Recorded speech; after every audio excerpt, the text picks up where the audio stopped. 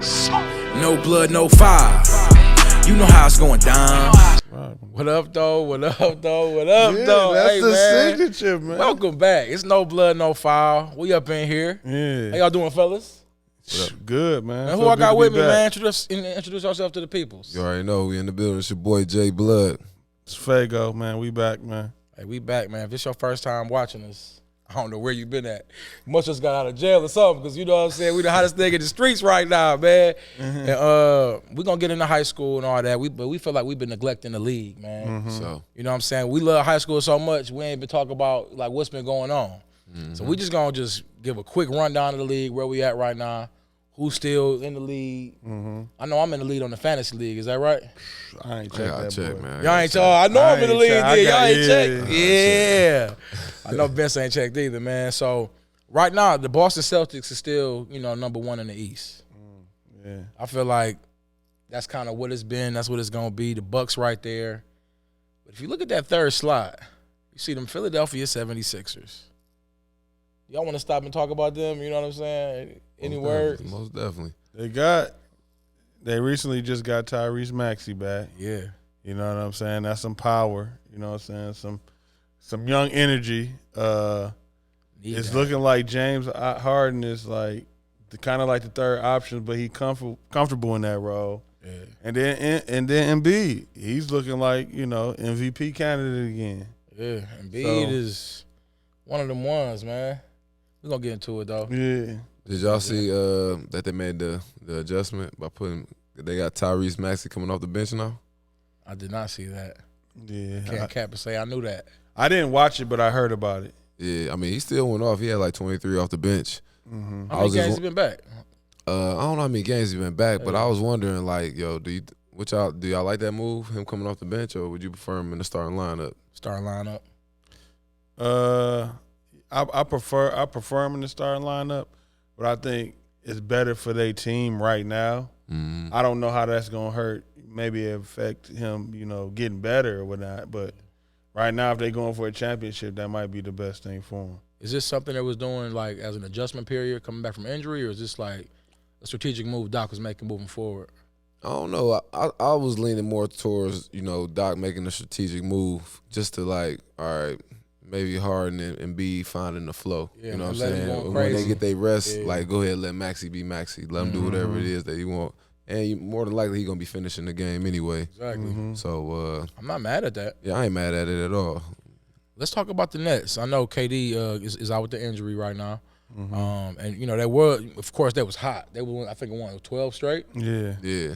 And they got up, to about, I think, second place, third place, and now they're at fourth.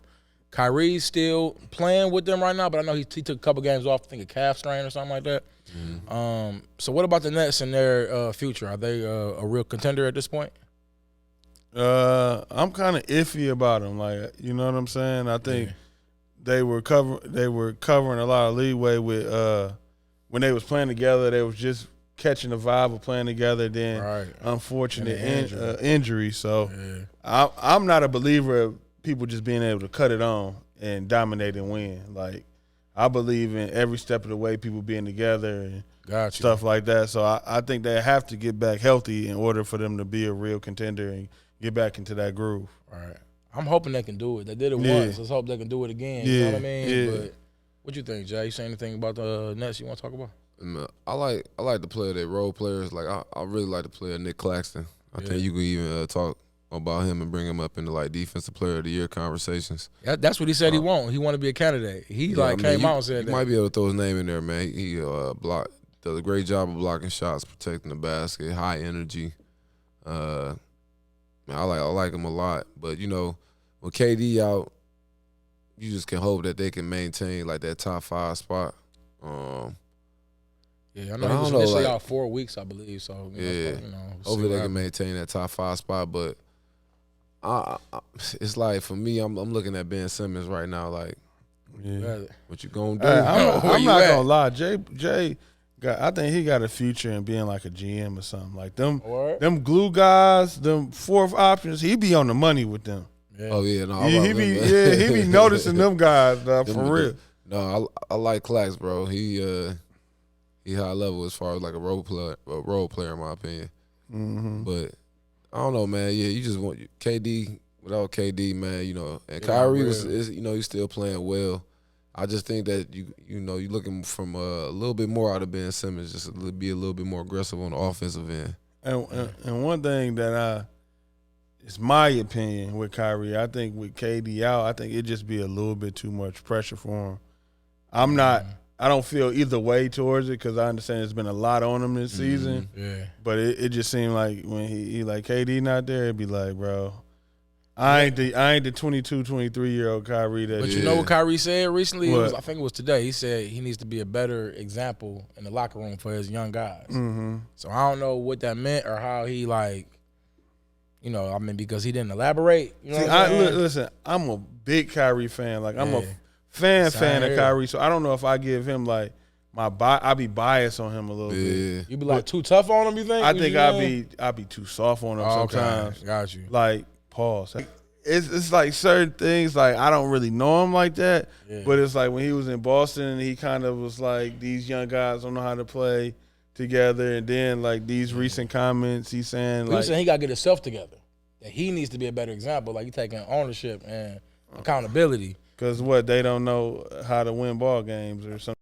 Possibly. I don't know. I don't know if I don't know. You know what I'm saying? I think like at this point, some of that don't even need to be said, bro. Right, you know what I'm saying? But I don't know. I'm a big Kyrie fan, so I'm always give him the benefit of the doubt and be biased. Right. I feel what you're saying. Yeah. Well, the Cavs, they want their spot back. They slipped to the fifth. They're only a couple games out. Everybody a couple games as always. Yeah. But the Cavs, they're looking to make some moves at the trade deadline. I seen some Malik Beasley rumors and a couple other rumors just about trying to acquire some a little more help to try to make a real push. Mm-hmm. Do you guys think the Cavs could get in the NBA Finals this year and pop, like the Bucks or the Celtics? I don't know if I'm not gonna say 71. Yeah, I don't know if they can get to the finals this year. I think they got a good chance of getting to the conference finals. I don't know if they'll get to the finals this year, being Donovan Mitchell first year. Right. I think they still got some chemistry. They got some gelling to do. You know what I mean? Pause. Yeah. But I think that they're going to make a nice run in the playoffs, honestly, man. I think the chemistry they building right now is pretty good. I still want to see Garland and Mitchell go off at the same time, but that might be something that we see a little bit more of in the playoffs. And I'm glad you mentioned his name, Garland, because he's been like up and down. It's like he's been up and down so much. Yeah. I need you to mention his name because I forgot his name. No, you know what I'm saying? It's like for real. When he up, he high. You know what I'm saying? And I like going into the season, like in the first couple episodes we would shoot, like I was thinking he was gonna be like the leader of it. Like, you know what I'm saying? He's gonna go. The team was gonna go how he go, but it's been more Donovan. You know what I'm saying? And I didn't know if that was gonna work, but I think Garland needs to pick it up for them to be a contender. Yeah, like to take that next, whether it's this year or level. next year. Like he got to be. But it's the culture of them playing games and then sitting out games. Like it's hard if you ain't playing every game, bro. It's hard to build chemistry. Real. And it's just hard to catch a rhythm and keep that rhythm. Yeah, it's not easy. You need reps. Yeah, you need them reps together, like out there game action. You know what I'm saying? Yeah. I don't understand these players. Like, I don't know what happened to Jaylen Brown. I know we're gonna get into Boston soon. Oh, we didn't really talk about we just him sitting out. I don't know what happened to him, but it seems like all these players, when they had them big games, they sit out the next game. Just to kind of like, and it's like that's a different mentality. We were like, we have like even Mitchell when he has 70, he sat out the next game. I'm trying to get 70 again, see if this shit's still hot. Right. You feel me? You know what I'm saying? Like, you gotta keep your rhythm going while it's going. Joe, let me ask you this. Do you think that some GMs are, you know what I'm saying, stepping in and saying like, yo, hey, why don't you take the night off? Or, you know what I'm saying, or kind of putting pressure on these guys to rest or be a little bit more cautious with their body? Because it's been a little bit of rumors I've been hearing of the higher-ups being a little bit more hands-on with the players. I think so. I went to L.A. probably about 2 years ago, and they had, like, new equipment to where, like, I don't know how they, like, look at your body or whatever, but they can look at your body and see, like, okay, you played this many games, this part of your body is more prone to injury. and stuff like that, or you know what I'm saying. You play back to back, so this you might be in risk of 84% chance. and I'm like, I don't know how I feel about that. Like it's getting too crazy. Tricky. It's kind of like what's that new format? Analytics, all that. It'd be like, bro, y'all lost me. Yeah, y'all lost me with that, bro. Because it's like with analytics, they be trying to like predict like if this guy he shoots 40% from the corner three, but it's like somebody might be clutch. He might be 85% in the clutch though. You can't predict certain shit like that. You feel me? Yeah, you got to pass the eye test. You know what I mean? Mm-hmm. So the rest of the East, we're just gonna breeze through it. We got the Knicks, the Heat, Pacers, Hawks, Bulls, Raptors. Those are I would say, contenders to kind of jump in the playoffs, getting that play in. Any real contenders you see out of them teams I named? Yep. Well, contenders, I don't know. Maybe not contender for a ring, but, a team that maybe can get into the second round. I like how the Knicks been playing lately. It seemed like Brunson and Randall, like they starting to find a chemistry of playing well together. Yeah, Brunson been on the tear. RJ Barrett been playing pretty solid for them as well, too. I heard the Orlando Magic and it's one other team. I can't remember the other team, but they were Orlando Magic is interested in getting Fred VanVleet from the Raptors. Is that Orlando Magic? Yep. Excuse me. I don't see Fred staying there. I could easily see him on the move. I know it's a lot of teams interested in Cam Reddish. Dallas Mavericks, Lakers, a couple other teams. So it's like he go to Dallas. I don't with that. Yeah. But one thing about I like the Fred VanVleet to the Magic because I like Ball and Pablo. Yeah. And but I also like Fultz. He playing good. Yeah, he playing real good. But I just think they don't play good together. I don't think Fultz and the other tandem, like, because Ball want to bring the ball up and do his thing. Yeah. And I think he's a superstar. I think Ball and Pablo are superstars. Gotcha. I think Fultz is a good player, and I think maybe if he was later in his career, he would know how to, like, kind of play with them. But I think that for their development, you need to let them handle the ball more. Yeah. You know what I'm saying? So I know Fran VanVleet will be a better guard to be in there that could, let them have a shine and, be a leader. They got Anthony and Fultz, and then they got they got a lot of guards. You know what I'm saying? They got a lot of pieces. Yeah, so it's like So I wonder who's all gonna be in that. And who's going back to Toronto, because if you pair a couple of those with Scotty Barnes, that ain't bad. Yeah, you know what I mean. Yeah. And even that, like, okay, with the Raptors, like, I don't know, man. I don't believe in them, and I know Siakam is having a decent year, but to be the 11th seed, I feel like it's time to like kind of blow that thing up, man. Yeah, because I feel like they got a lot of the same positions over there, like Siakam, Scotty Barnes, OG, Anunoby. Yeah. They all like the same type of player in the sense, almost like but Siakam, I think he a level above them, but still, I just think that's. Do you think Siakam is a superstar though? Like, no, I don't think he's a superstar. He's just a level above them. That's what you're saying. Yeah, I don't think he's a superstar though. I think he'd be a good like second or third option. That's why I liked him when he was like him and Kawhi. Like that, I thought that was like perfect for him. You know what I'm saying? Yeah. I'm looking at the Magic, and you was talking about Bo, and he made a comment saying he could have worked a lot harder in Denver. Then some Denver players made comments like, we felt for him while he was on the bench here. Like, we knew he had that, but he couldn't get in the game. Like, what be the reason for stuff like that? Like, why wouldn't Denver just let him free? You know what I mean? I think it just be fear of they already knew what Jokic was. Okay. And they didn't want Ball coming in and him being so talented to kind of, affect the growth of Jokic. You know what I'm saying? Yeah. And I disagree with that. I'm more like great players or talented players gonna learn how to play with each other. You know what I'm saying? Yeah. But I think, you could go either way with it. Like when you trying to, it's also a business too. It's like, got you. Shit, we know what we doing with Jokic. We ain't gonna even test this out. Like, it's unfortunate, man, but it's just a lot of great ball players. Yeah. Well, so talk about Jokic. We got the Nuggets, and they're number 1 in the West right now. Wow. You know what I'm saying? I'm not gonna say that they're not one of my teams, but they are. They won 7 straight. I think they're like 9-1 in their last 10. And they're number 1 in the West. Right behind them, we got the Grizzlies. They won 10 in a row. So out of them 2 teams, you talked on Jokic, and Ja, and these squads. Like, what about the Warriors? You know what I mean? What about the Clippers? You know what I'm saying? Them teams. Can these young teams that have never got to the promised land actually get there this year? I don't know. This is gonna be interesting to see when the playoffs come around. And, I mean, because you're gonna want to know if these guys are still gonna be in the same standings. Yeah. I still feel like the Warriors and the Clippers, like they still got their runs to make where they go for 8 out of 10. Straight, you know what I mean? 10 straight. I just think that the load management situation with Kawhi and Paul George, well, not Paul George. I just think he coming back off from injury. Yeah. But just like they got to start playing together, man, so they could just get this chemistry thing going. Cause they have like it's roller coaster almost. Up down. We just kind of want to see more consistency from the Clippers. Understand.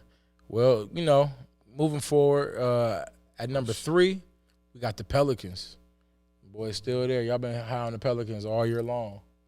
What about them? Y'all taking them over the Nuggets? I ain't gonna say I was high. I liked them. Okay. I wasn't as high as Blood. So I wasn't expecting them to be like this. No, I was kind of. I'm surprised they held it down for as long as they have. Like with Zion out, man, he been out for a minute and Bi been out. So, like, I just think they got a good team. They playing good team basketball right now. Coach of the Year candidate? Most definitely. Willie Green most definitely should be a Coach of the Year candidate. Along with Mike Brown, man. I got to throw Mike Brown in there. You got to throw Mike Kings Brown at number 4. I can't believe it. Yeah. That's my biggest surprise. Nah, that's one it was the Jazz, but nah, it's the Kings, man. Nah, the Kings, bro. I knew that they had some pieces over there, but it seemed like Sabonis and De'Aaron Fox, they building a good 1-2 punch, man. They're playing well together. And Coach Brown's intensity on that sideline. You know what I mean? Remember, turn the Jets up. Turn the Jets up. All right, so at the 5th seed right now, we got the Dallas Mavericks. Luka's been crazy. We've talked about and covered his crazy games. You know what I mean? So he recently came out and said, and this is all speculative, but that he wants a little help, and he's expecting to get a big upgrade by the trade deadline. Like, how you feel about that? Do we need it? I mean, I feel like he needs it to actually win. I do think he actually needs it to win, but I don't know what move they can make to what he. You know what I'm saying? I don't know what he can do. Need, because it's like I don't know, more shooting. I would think a little bit more shooting. They're interested in Cam Reddish, but that ain't it. That ain't gonna be enough. That ain't gonna be enough. But I like them growing in the future together. Yeah. I like Cam Reddish. That'd be a good situation for Cam, I think. But I think what they need, man, honestly, and we seen spurts of it. I would just let Jaden Hardy just go ahead and play right now. He playing good too right now. He playing good, man. He been playing good for them lately when he gets his time. Let him rock. And it seems like that's kind of like what Luka needs, somebody else that can score without him setting them up to score. You know what I mean? Yeah. He can go. Jay I know he a rookie, but he went out there and got his own buckets like when he playing. Yeah. So it's almost like Luka entering that stage of his career where it's like you didn't maximize what you could do with controlling the ball all the time. And it's like, do you want to take that next step into,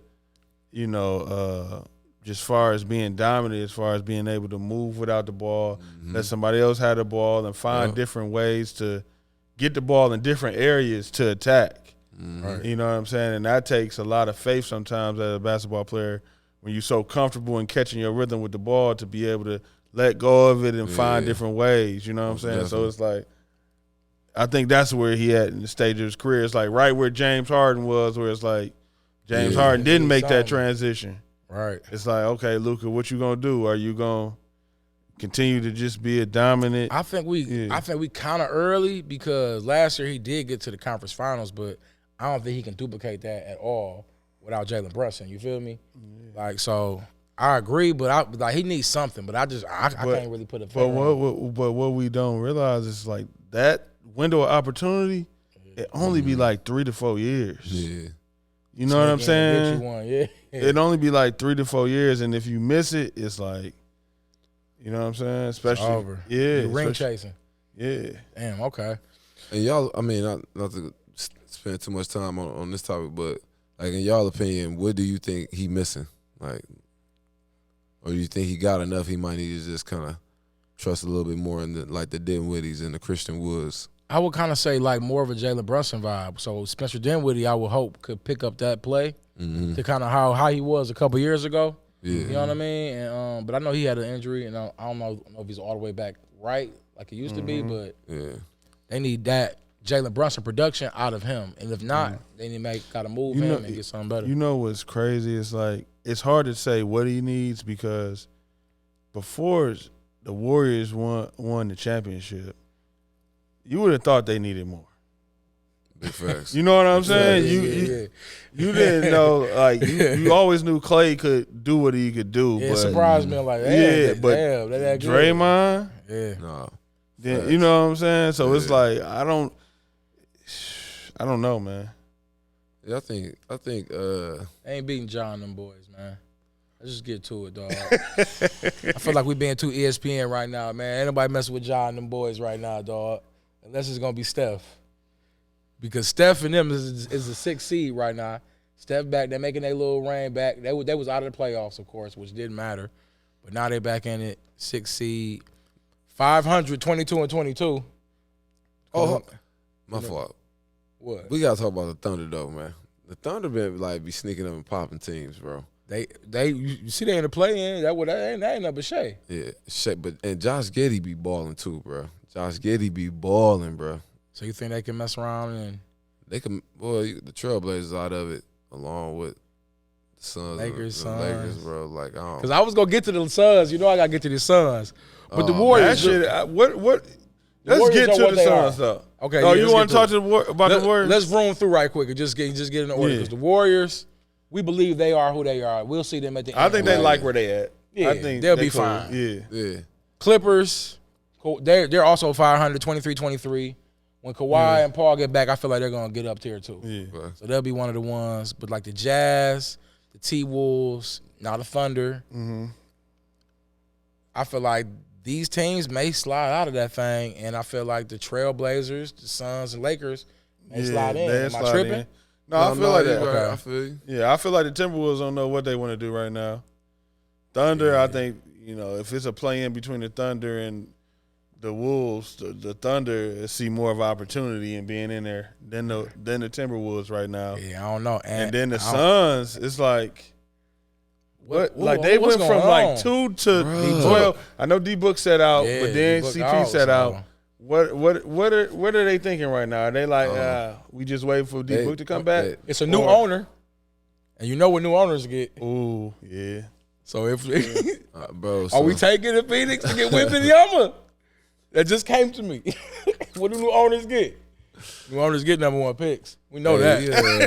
We know that. We students of the game. We know this. Yeah. Bro, they last 10 games 1-9. Come on, what's going on? That's crazy. It's getting hot in Phoenix, baby. Yeah, it's getting kind of hot out there, bro. Not for Monty Williams though. I want him to stay put. No, He part of the rebuild. I mean, is this a smart rebuild on their part? I don't even think they trying to rebuild, bro. I think they since they got a new owner, they 1-9. My bad. Nah, it's still early, bro. Plus D-Book is out. All right, so they gotta make a crazy 360. Crazy 360. You know what? They ain't that bad. They ain't that far back. So okay, as far as the teams in the bottom, we got the Rockets, Spurs, of course. On the East, we got the Hornets, Pistons.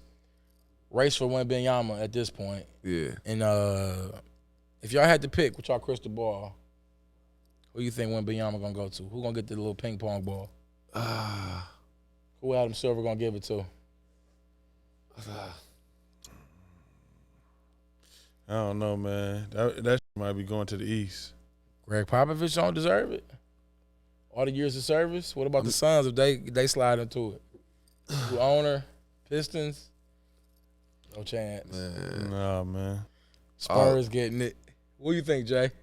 More and more I look at the Hornets, bro. Oh, you think Mike? I don't think they trust Mike with that number. Yeah, Mike gonna be wanting to get out there and play again. Yeah, that'd be a You nice know little what I'm saying? He nice wanna little play look. Wimbyata now, like, bro, like, come on, man. Wouldn't be the other. Hey, this nigga Joe like Charles 6'6". Barkley, dog. With them names, I don't even try with them names, bro. Like, dog, Charles Barkley with the name. I just got Giannis. I can't say that.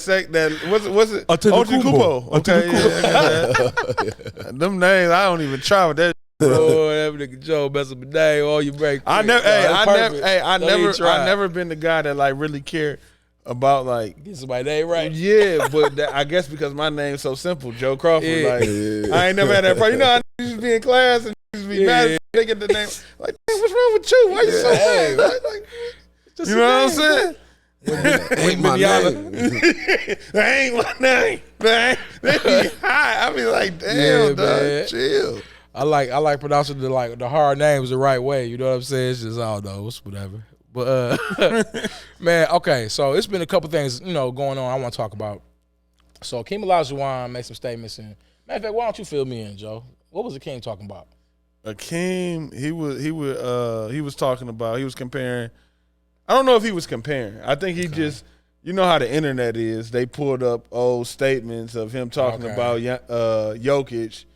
Well, Embiid, then they compared it to his statements of Jokic. And it was like when he compared his statements about Embiid, he was saying what Embiid needs to shoot less from the perimeter, this and that. You know what I'm saying? It was real critical. Yeah. But when it came to Jokic, he was like, you never know what he's going to do. His shot is great and all this. And I'm just like, they got similar skill sets. Right.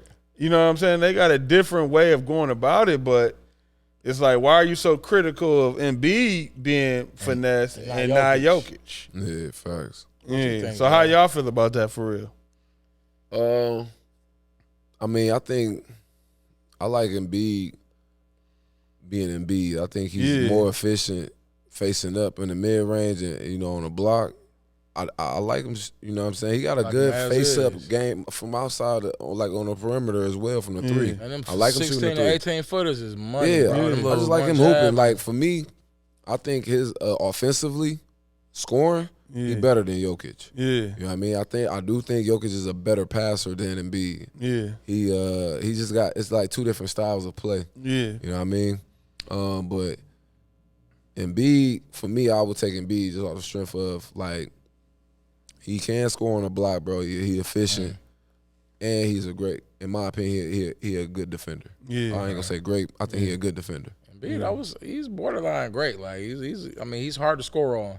No, facts. He is. He protects the basket for sure. Yeah. I don't know. I feel like maybe he was taken out of context, but I kind of feel like we was talking about off camera. Like maybe it's something there where he want to be the best from Africa. You know what I'm saying? Yeah. I'm going to be the best from I Africa. will always be the best. Like, and I love Hakeem, and I feel like Hakeem's so good, he should be trying to like big up Joel, if anything. Like, that's the one you want to big up. But like, I feel like I'm taking Jokic just because, and it's like to me because neither one of them got a ring. Neither one of them have accomplished anything for real, but. No, I'm taking Embiid, man. I'm 50-50 with them two. The thing is with me is like when I watch Jokic during the regular season, he's one of the most exciting to watch just by how he gets everybody involved and he does it every night. Yeah. You know what I'm saying? But to me, it still hasn't translated into the playoffs of how much of a pedestal they put him on. Yeah. You know what I'm saying? And it's like when he get in the playoffs, it's like the game changes. And it's like it's on the number one option and the number two option. Yeah. You know what I'm saying? And I haven't seen him yet take it to that level where it's like, oh no, he's going to the finals or he's going to the Western Finals. You know what I'm saying? So I don't understand like the separation. Because last year I thought Embiid should have won the MVP. I agree. You know what I'm saying? But it was like hand down Jokic. Because it's just I think people didn't fell in love with the way he plays. Like, is it they fell in love with the Europeans because Isaiah Thomas made some statements in regards to how players from the Europe. I think Isaiah was trolling a little bit. Possibly. A little bit. I think he wanted to like throw that out there and somebody catch it. You know what I'm saying? Like, you know what I'm saying? It worked. We caught it. Yeah, for sure. I was like, I know what he's talking about. So it's like. So in the case of Jokic, I do feel like Jokic can hoop, but I do feel like the MVP, that should have went to Embiid in my opinion. Yeah. In Jokic, you know what I'm saying, his defense, he has been putting up them numbers without Michael Porter on a consistent basis with Jamal Murray being out. Yeah. I think Denver did a great job of going out and getting Bruce Brown, getting guys that can complement his game as far as passing and, you know, keeping the scoring option open as well. Right. And I like the way they playing basketball right now. Yeah, but as far as, like, him just being a runaway, like, he 1-on-1, I think him and Embiid. They neck and neck right now, bro. Yeah, I mean, it's like, it depends on what you want, what's your style of play, what you prefer. Yeah. You know what I mean? You can't lose with either one, in my opinion. Got you.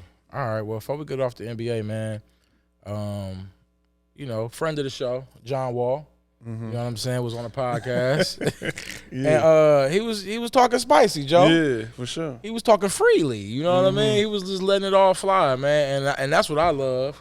And just a couple things, and I know you got one too, Jay, about, you know, from the conversation. But number one, he was talking about Houston and the organization and how when he first got traded to Houston, he hit up James Harden like, "Yo, James, you know what I'm saying, about the land, you know what's going on." James Harden like, "Oh, I'm on a private jet about to go to little baby birthday weekend." Yeah. And he like, "You want to roll? You want to roll with me?" He like, "No, I can't. I'm going to my press conference." You know what I mean?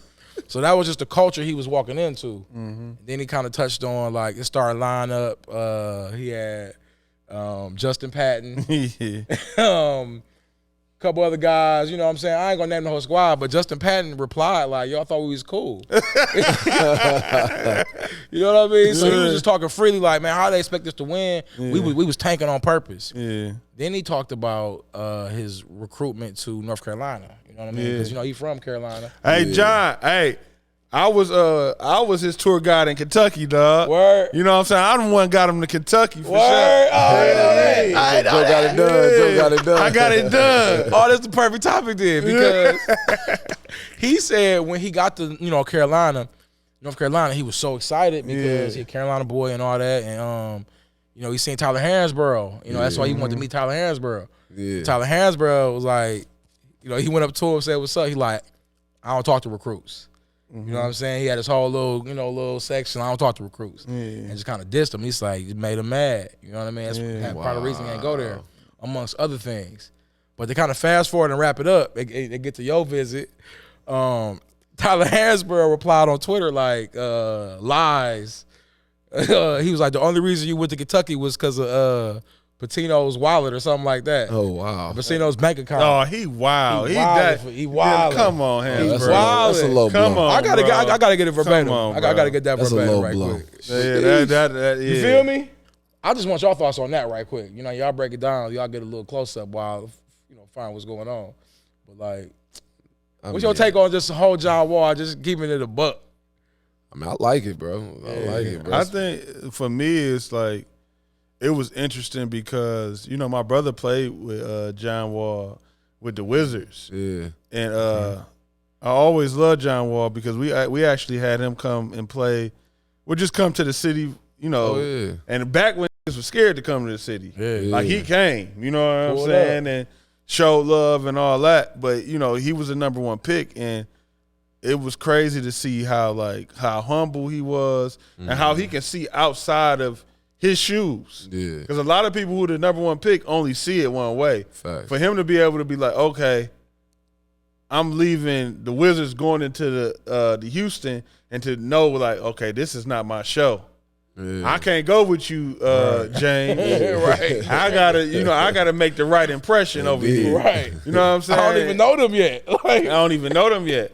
But some don't give a fuck. Right. You know what I'm saying? And to hear him like that, and to hear how much he always been mature, but it's like, you know, all the stuff he's been through from his mom passing to all that in these last couple of years, it just shows like how much he's grown and had to mature and had to look at life different.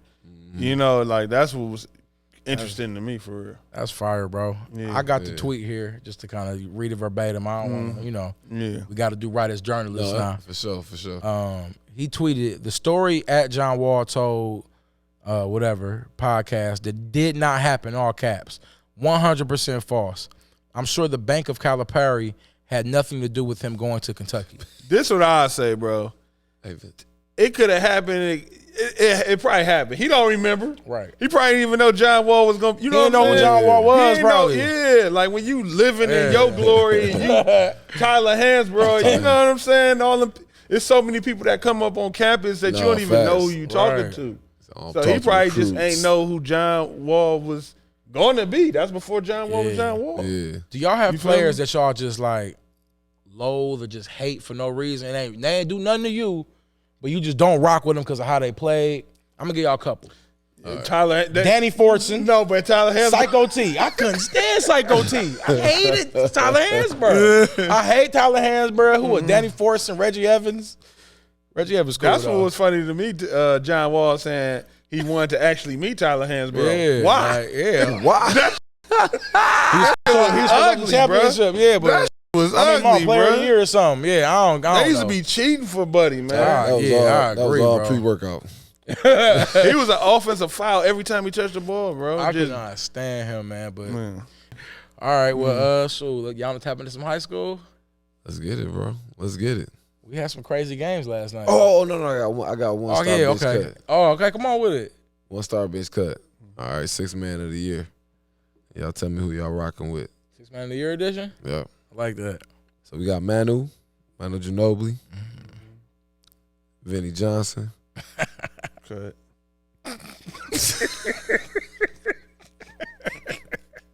Shout out to Vinny Johnson, man. You great businessman. I fuck with his style. I hear entrepreneur. I just ain't like his style. High release.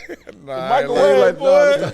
Line drive. That mid range will get you every time. All right, so look. Y'all gonna make me cut.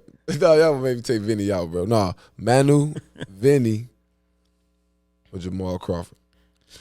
Star bench cut. Vinny gone. Yeah. Jamal. I'm starting Jamal. Start Jamal, agreed. Ooh, that's tough because I could start Manu, but I could never start Manu over Jamal. I'm gonna start Jamal. Bench Manu. Manu got chips. Facts, but what if Jamal? They probably started that. They probably started that 6-man shit over there with the Spurs for real. I know, man. I know. But I'm benching Manu and I'm cutting Vinny. I agree 100%. What about you, Jay? I'm starting Manu. For I sure. ain't mad. Start Manu? Yeah. Okay, so I got some questions. If Jamal was in that situation, do you think it would be the same? Would the Spurs still have won rings? I don't know. I don't think Jamal would be happy in the Spurs system. Yeah. I don't think he would be happy. In the Manu role, Manu was free. He was free, He but played it freely. was. I think he kind of made himself free because at one point I don't even think Pop agreed with that playing style. I think it just was. He was just so good. He couldn't deny it, bro. Yeah.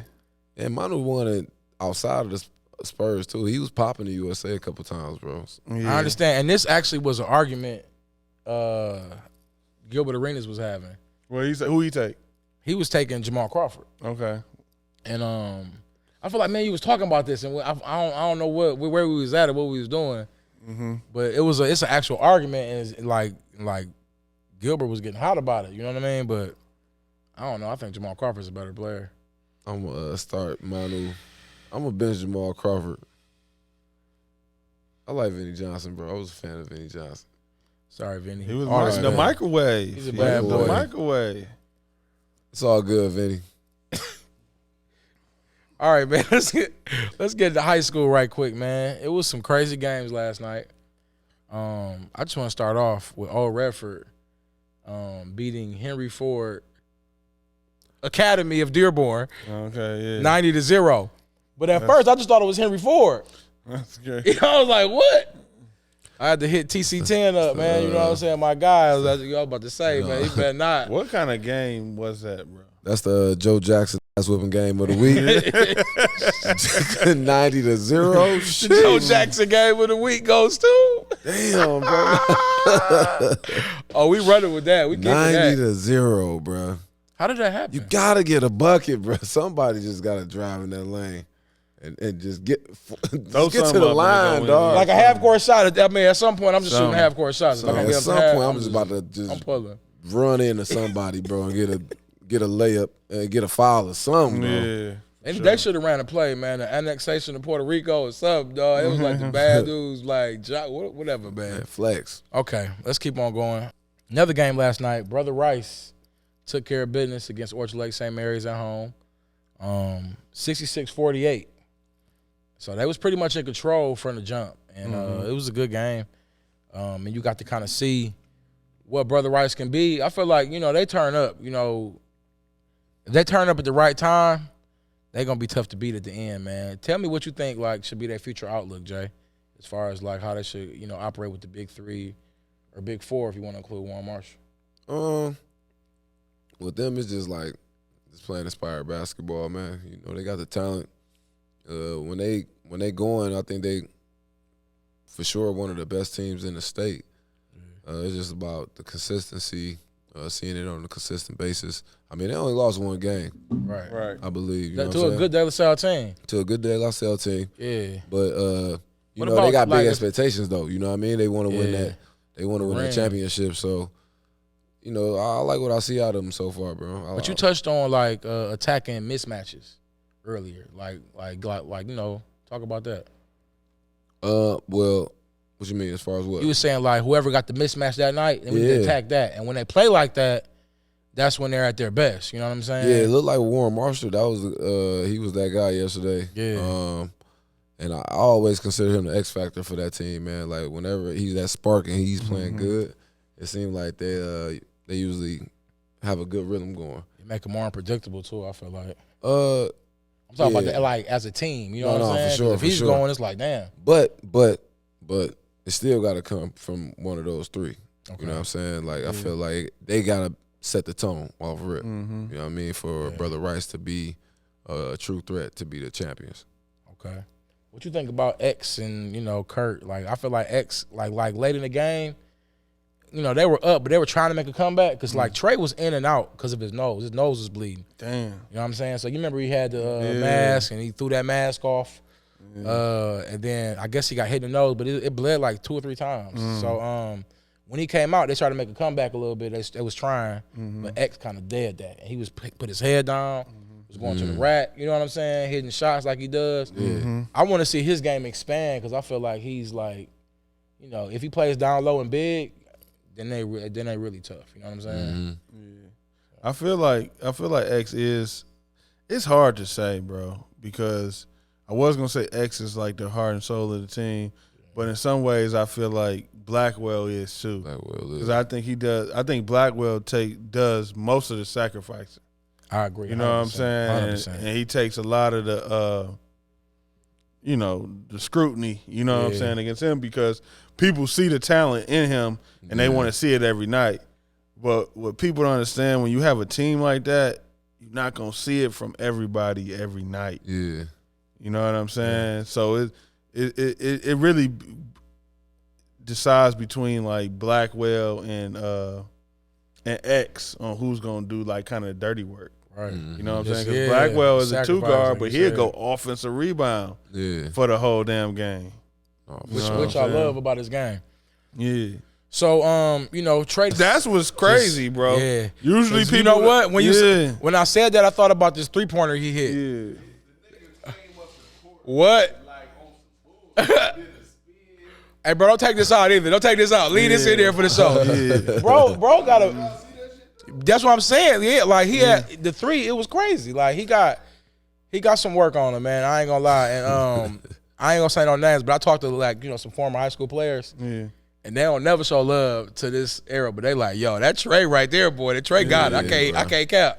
You got it. Trey got it. I got a couple texts about Trey, bro. Yeah, so they still lost. They do have some things going on with a couple players who may be eligible, maybe ineligible. Last time I seen players, a couple guys from the coaching staff, I asked about it. Yeah. He was real candid and told me like, "Hey, we're waiting. We're kind of battling every day with it. They keep pushing stuff back. So we'll see what happens."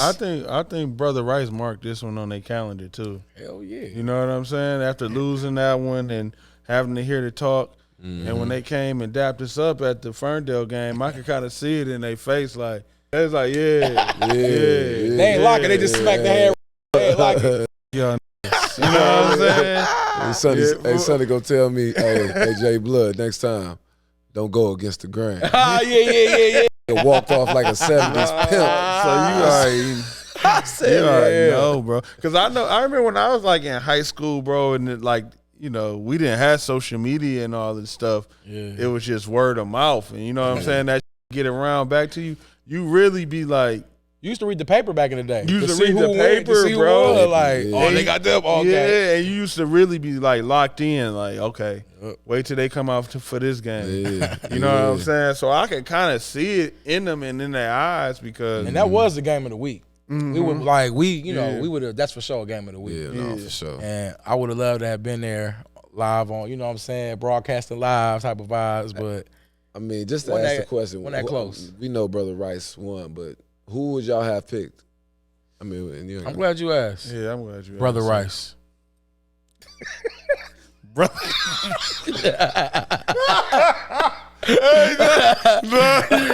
Brother Rice at home. What about you, Jay? Damn, bro.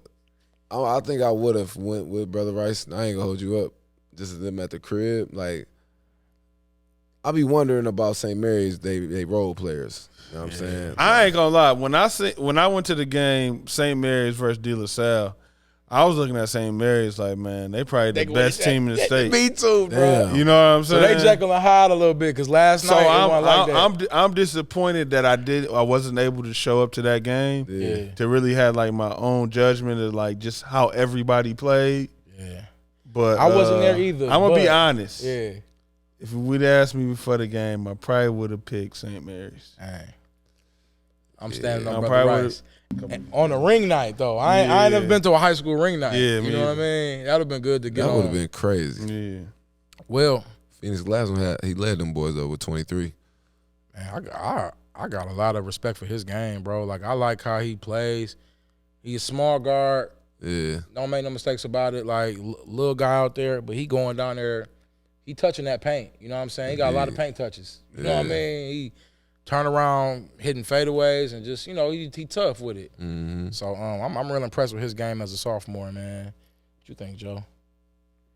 Talk about Uchenna in a minute, man, and the losing effort, but he had 35 of them things. So he can get buckets. And then TJ got injured as well. Get well, TJ. Get some rest. I know he had separated shoulder, I believe. Yeah. Along with it. I think an elbow or something else that was like aching. So, what's your thoughts on Uchenna in a minute? I liked this game from the beginning of the season, from the first game. Yeah. I think we always kind of waiting on this kind of breakout. I would like to see him catch like a little rhythm of couple 20s in a row. Stringing them together. 20s, bro. Yeah, let me see you string a couple games together just to, validate all of it. You know what I'm saying? I think that's all he needs. It's like, he can put them together. This might be the perfect opportunity with TJ being hurt, man. This might be the opportunity for him to string them games together. Yeah. You know what I'm saying? So we got some games coming up. And we always kind of trying to figure out what should be the game of the week for Friday. And I don't think we were trying to figure it out. I was trying to build some anticipation, man. I mean, I think it's a no-brainer. You know what I'm saying? Mm-hmm. We got King versus Cass game. That's always turn. Yeah. And it's at Cass this week.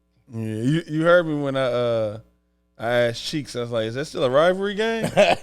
He looked at me like I was crazy, but that shit. Yeah, I ain't see what you was going. Yeah, I know what you meant. I know what you meant. So I ain't mean to take no shot, but you're taking shots at the Crusaders right now, man. No, not the Crusaders. I was just saying, like, do they still got? You know what I'm saying? All right, so let me ask you this: who you got? Who do I got? Who you got? Game of the week. Shout out to George Ward. He always puts a great team together. You know what I'm saying? You already. I got Cash. You know when that shout out come out, you know you about to say some bad shit. I ain't seen King. They've been struggling a little bit. I like their point guard though. You know what I'm saying? I love their point guard. But Cass is just, they ain't teams ain't figured out that zone, that press zone or whatever the fuck they be playing. Yeah. What you think, Jay?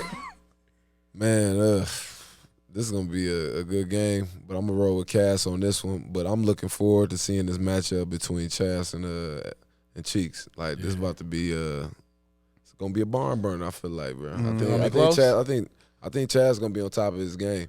I know Chaz is gonna be on top of his game. Something about the point guards, bro. Like even when Bryce played, when Depsa played Cass last week. Yeah.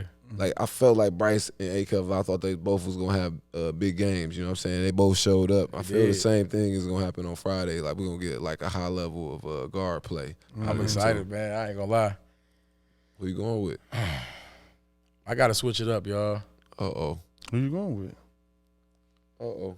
I don't know, man. Chaz and them, I feel like they can do it. But I'm gonna go with Cass. You know what I'm saying? You ain't switching it up.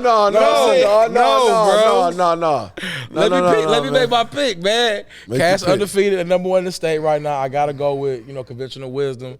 With all that said, I'm gonna go with Cass. And ride with Acuff and the boys. I like CJ. I like his game. He tough out there. Little football player out there getting it done. Yeah. But got a nice jump shot. So, and Chaz, I feel like he got a good chance to make it to get that dub, man. So, use this as motivation, my boy. 'Cause I'm riding with my dogs. I'm riding with the pros, man. All right. They gonna be on your. You be saying, all right. Last week's game of the week on Friday was Hamtramck at Ecourse. We was at the game. We was in there, just ready to see that matchup. Chuck versus Malik. I feel like it was a good start to that game. I know that Hamtramck was up early, but Ecourse came right back, went on like a 12-0 run, something crazy. Ended up being 27-25. They come out from a break, and a little scuffle, ensued on the court. Then all of a sudden, the Ecourse fans rushed the court, bro.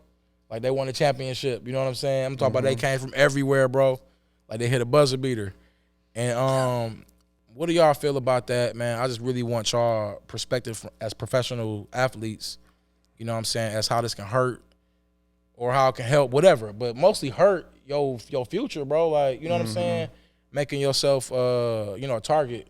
You know what I mean? So just want y'all take on it. Yeah, I think it was an unfortunate situation. For one, I think this was a big opportunity to really evaluate talent to the highest level. You know what I'm saying? I was really excited to evaluate Malik and Chuck. You know what I'm saying? And I think it was a good start to that game. You know what I'm saying? I think they was really about to get into their rhythm. I think a lot of times in Detroit and as in Michigan as a whole, it's like we think toughness is reacting. You know what I'm saying? Yeah. And sometimes that's really weakness. Like, how can you be strong enough to hold some of that in to get to where you want to go? You know what I'm saying? And just, from my experience is, it was a bunch of times where I just wanted to act a complete fool and fire on somebody or even a coach or whatever. Yeah. And I think about it, and it's like, if I did that, I wouldn't be here today. Right. I wouldn't be in the position I'm in today. You know what I'm saying? Right. And because one mistake changed the whole trajectory. The whole trajectory. You know what I'm saying? And it's just like, I think has kind of what held us back in the past decade or two is just how people view us. You know what I'm saying? And it's like, you got to be able to last through that to, get to the goal. You know what I'm saying? Indeed. You don't really want them people thinking that stereotype is true. Like, they don't know how to act, they don't know how to do this. No, that's like, that's passe. But at the same time, you know, what happened recently, man, we just want to keep our composure and understand, like, the bigger picture. We here to see these kids play. At the same time, our kids got to keep their composure. Because, we have been talking about that game for a while. Yeah. I know y'all guys have mentioned Malik and Chuck. But I was also excited to see KJ and Amari and to see how they were going to perform in that game as well. And I wasn't there. You know what I'm saying? I was at the Pistons game with my son. But, you know, just from seeing the highlights and you know, everybody that showed up for the game, it just seemed like it was going to be one of those special games. Yeah. It was unfortunate we wasn't able to see it. Right, because it was a good start, bro. And it's just like, it ain't cool. You know what I'm saying? We ain't talking down at all. We just trying to, like, talk to our people. Uplift, because it's a lot of opportunity coming to Michigan. Right. Yeah. You know what I'm saying? And we ain't trying to mess up that even bag. If you just thinking community, you just thinking community in general. You know what I'm saying? You got young kids that, hey, I want to go to E-Course when you know what I'm saying, when I grow up, and they just want to come catch a game with their family. You know what I'm saying? They ain't trying to see all that. Yeah, man. You don't want our kids seeing that, man. We got to be the better example. So what's the deal with that game? Is that just a forfeit? Damn. That's crazy. You know what I'm saying? And that's just a loss of opportunity on both sides. Yeah. For sure. For a great matchup, because they neck and neck on our rankings, which are coming up next here on No Blood, No Foul. We are finally here. We didn't already film this, and this is a refilming. We've been arguing. We went to the MLK game. A lot of furniture moving around this motherfucker, man. Yeah. And we got our list. This is the No Blood, No Foul official rankings. These are the mid-season rankings. And I want to start with the sophomores. Is that cool, fellas? Yes, sir. But before I do that, we got Clarence here. Clarence had to pop back up, you know what I'm saying, and get this together. So kind of, speak to what the list is about, what all goes into it. So pretty much we wanted to do something. There's no list, there's no website or anything that has as many kids as we have. And we knew there were a lot of good kids, so we tried to make something that was based on strength of schedule, a little bit of potential and how you guys have been playing just overall, what you've been averaging, and just the level of consistency. And just more than anything, though, winning big games is, I think, a big deal, because a lot of kids that play in the state might not live in a place where they have a schedule that's difficult or where their coach schedules anything that's difficult. But there's a lot of people on the list who play tough games and are in situations where they have to perform and they don't get a night off. There are also some people in the state that can have a good game, have a so-so game, and their team can carry the load. So just trying to really be able to give you guys a list. I mean, something that's fun, but something that's also very serious. We watch a lot of games. Obviously, you guys know we cover all the games, or as many as we can. So, and we've seen everybody multiple times this year. So since we made the original list, I've obviously seen a lot of games. These guys have seen a lot of games. Vince has seen a lot of games. So, I mean, it's as accurate as I think it's going to get. So, let's do it. Let's get into it, man. Well, hold on. I want to say something. Go ahead. We put a lot of thought in this list, and people stuck up for y'all. See, I ain't with the same they on. Let's put a list out and motivate some motherfuckers. Yeah. To prove some. Yeah. But you know what? Talk your talk. Don't be coming at my guys like that, because put a lot of thought into this and a lot of time and work. So. Ain't no politics around here, man. Nah. I'm sick of the politics. So I'm going to go right to the list. Okay, let's get it. All right. Number 15 for the sophomores. We have Wasir James, forward, out of Beecher. At number 14, we have Stevie Elam, point guard, out of Adrian. Number 13, we have J.J. Frakes, guard, out of Lakeshore. Number 12, Amarion Blythe, guard, out of Flint Hamady. Number 11, we have Gian Hutchins, guard, out of Oak Park. Number 10, we have Sherrod Barnes, guard, out of St. Mary's. Number 9, we have Parker Lepla, forward, out of Goodrich. Number 8, Marcus Blackwell, guard, out of Warren Lincoln. Number 7, we have Lance Stone, point guard, out of Renaissance. Joe's alma mater. Yes, sir. Go Phoenix. What y'all think about Lance? I like his game. Quick guard, but he's going to score. And he's kind of the driving force of that team. So, the true definition of heart over height. You know what I'm saying? He's the heart and soul of Renaissance. Won big games this year as a sophomore. Had a 38-point game, I believe. Put up big numbers. You know what I'm saying? So, I think he definitely earned his spot, and he's earned his keep. All right, big ups to Lance. Number 6, we have Makari Moore, point guard out of Huron. I like Makari's game. Makari plays downhill. He's going to get a bucket. And, I can see him, rising on his list, believe it or not. Number 5, we have Chris McLavish, point guard out of Flint, Carmen, Ainsworth. Quick guard, super quick. I like his game. What you think, fellas? I think he's a really good shooter. Play makes really well. His team's young. I think they're still working things out, but I think for him, the advantage is they play a tough schedule too. Like Flint basketball is really good, so I think he's in a situation where he's, they're still working things out. But that's my guy. I was impressed on how he creates his shot for himself at that size. Nice step back, but he is an efficient shooter. Can't leave him open. He's a knockdown shooter for sure. Let's keep it moving. At number 4, we have Phoenix Glasnow, guard out of De La Salle. Thoughts on Phoenix? Yeah, he's one of my favorite players in this class. I think he has the most winning experience in the sophomore class. He keeps his composure in all games. Just had a big game against Catholic Central where he scored 20-plus and won a game. Already beat Brother Rice, the number 1 team in his – was number 1. Was number 1 and considered one of the top teams in Michigan. So I think he's only going to get better and better, throughout the years. Facts. Super tough. I like his game a lot. Like you said, heart over height. He's another candidate for that. A lot of paint touches. He's getting down there with the bigs and still finishing over the bigs, which I really respect. And he has a nice shot as well. Right. All right. So let's keep it moving. Top 3 for the crazy sophomore class. 3-headed monster right here. Right. Number 3, we got Greg Lawson II, guard out of Davidson. Straight out of Saginaw, the Sag Nasty. I love his game. Jay, talk about it. It's one of your favorites. For sure one of my favorites in the state. It was great seeing him play this past weekend against Hamtramck. I thought he played very well. Scoring the ball, passing the ball. Like I said, his passing ability is above average. Yeah. And it's something that I like to see, man. So, this sophomore class is special. So I think he's in the right spot right now, sitting at number 3.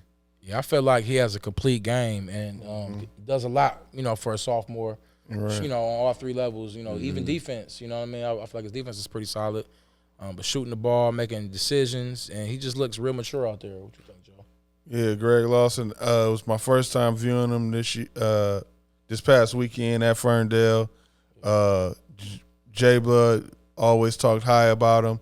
I was impressed with his feel for the game, how he picked his spots. They were a young team.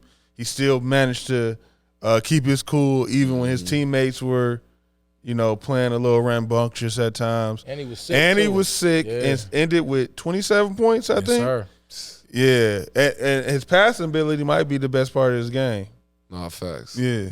Got a couple nice ones, man. So we stamping Greg for sure. Yeah. Any thoughts, Clarence? I think he might be the best player.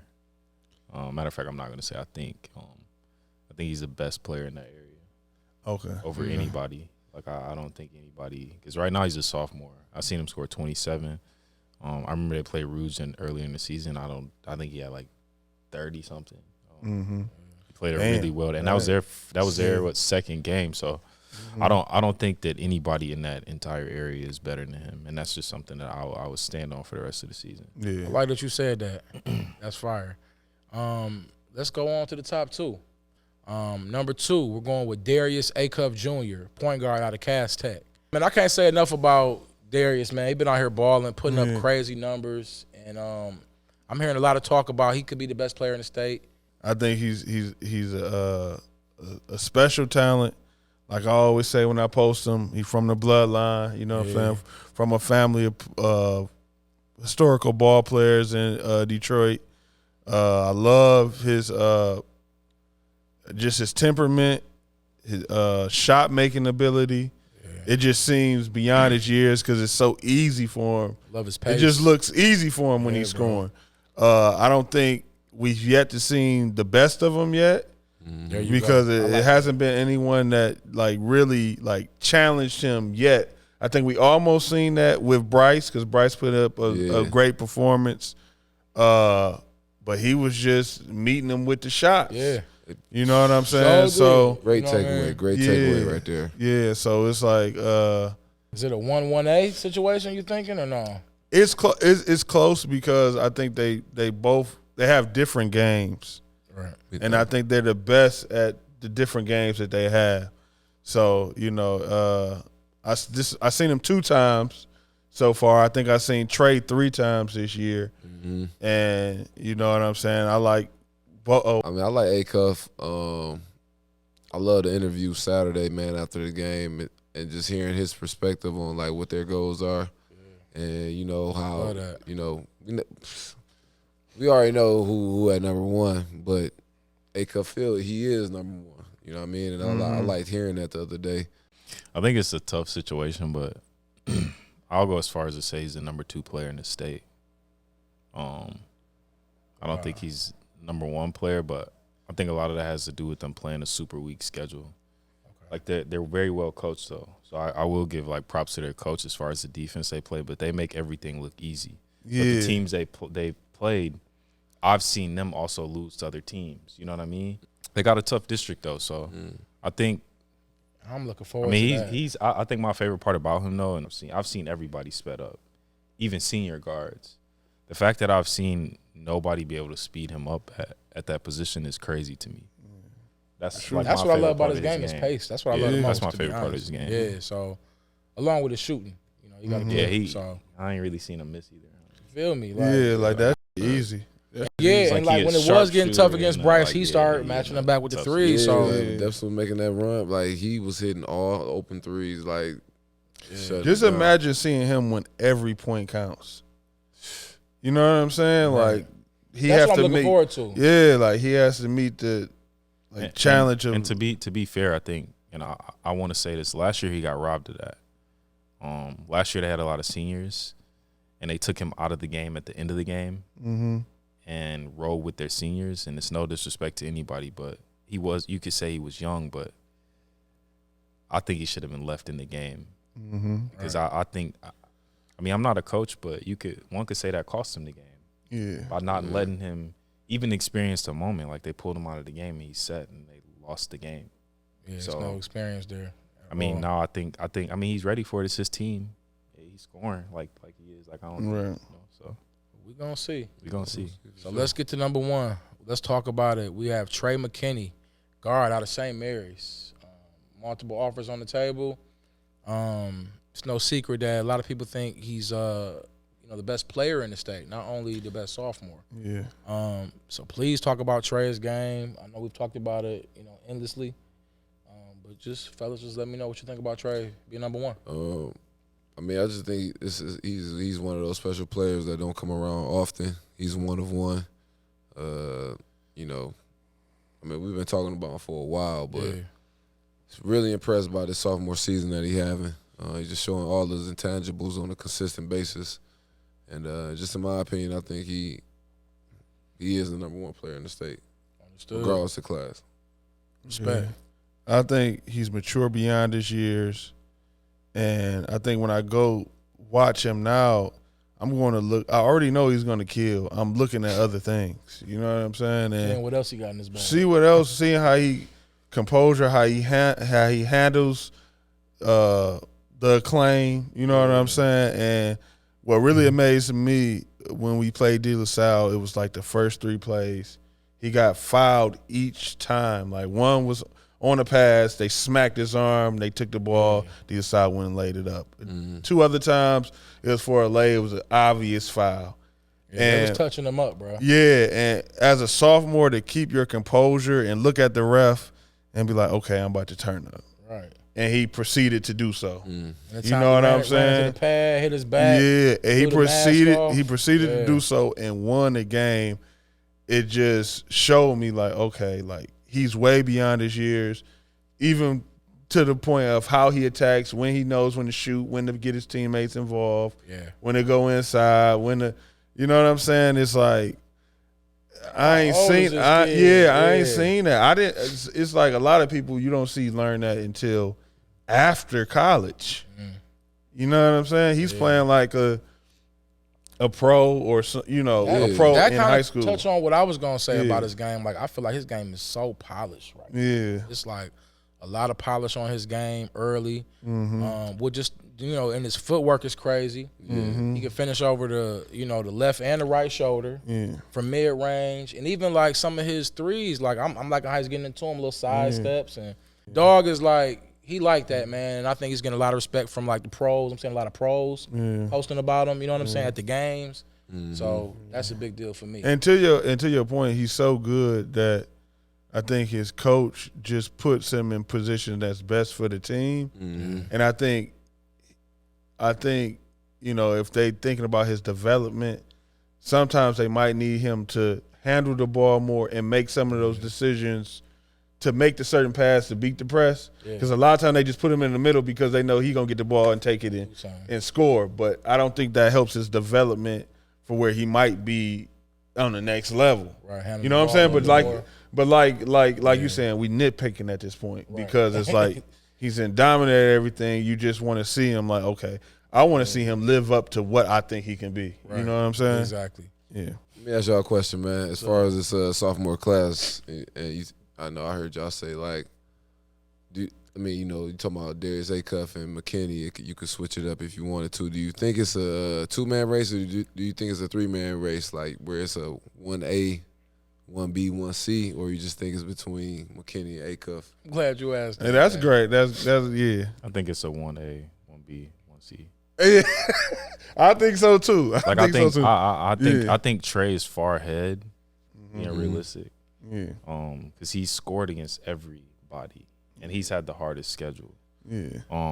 And just but all of them had good summers. All of them are having a good year, and I think Craig is the one who's gonna get the most. Like I think those three are way ahead of everybody else.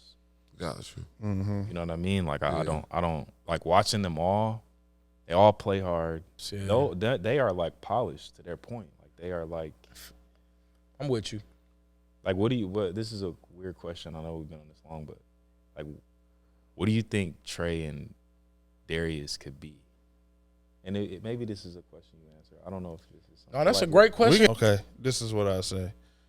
With Trey, of course, if he get 2 more inches, is undeniable. But what I was surprised about him is he does have good ball handling. I think he just doesn't they don't put him in position to use that enough to perfect that.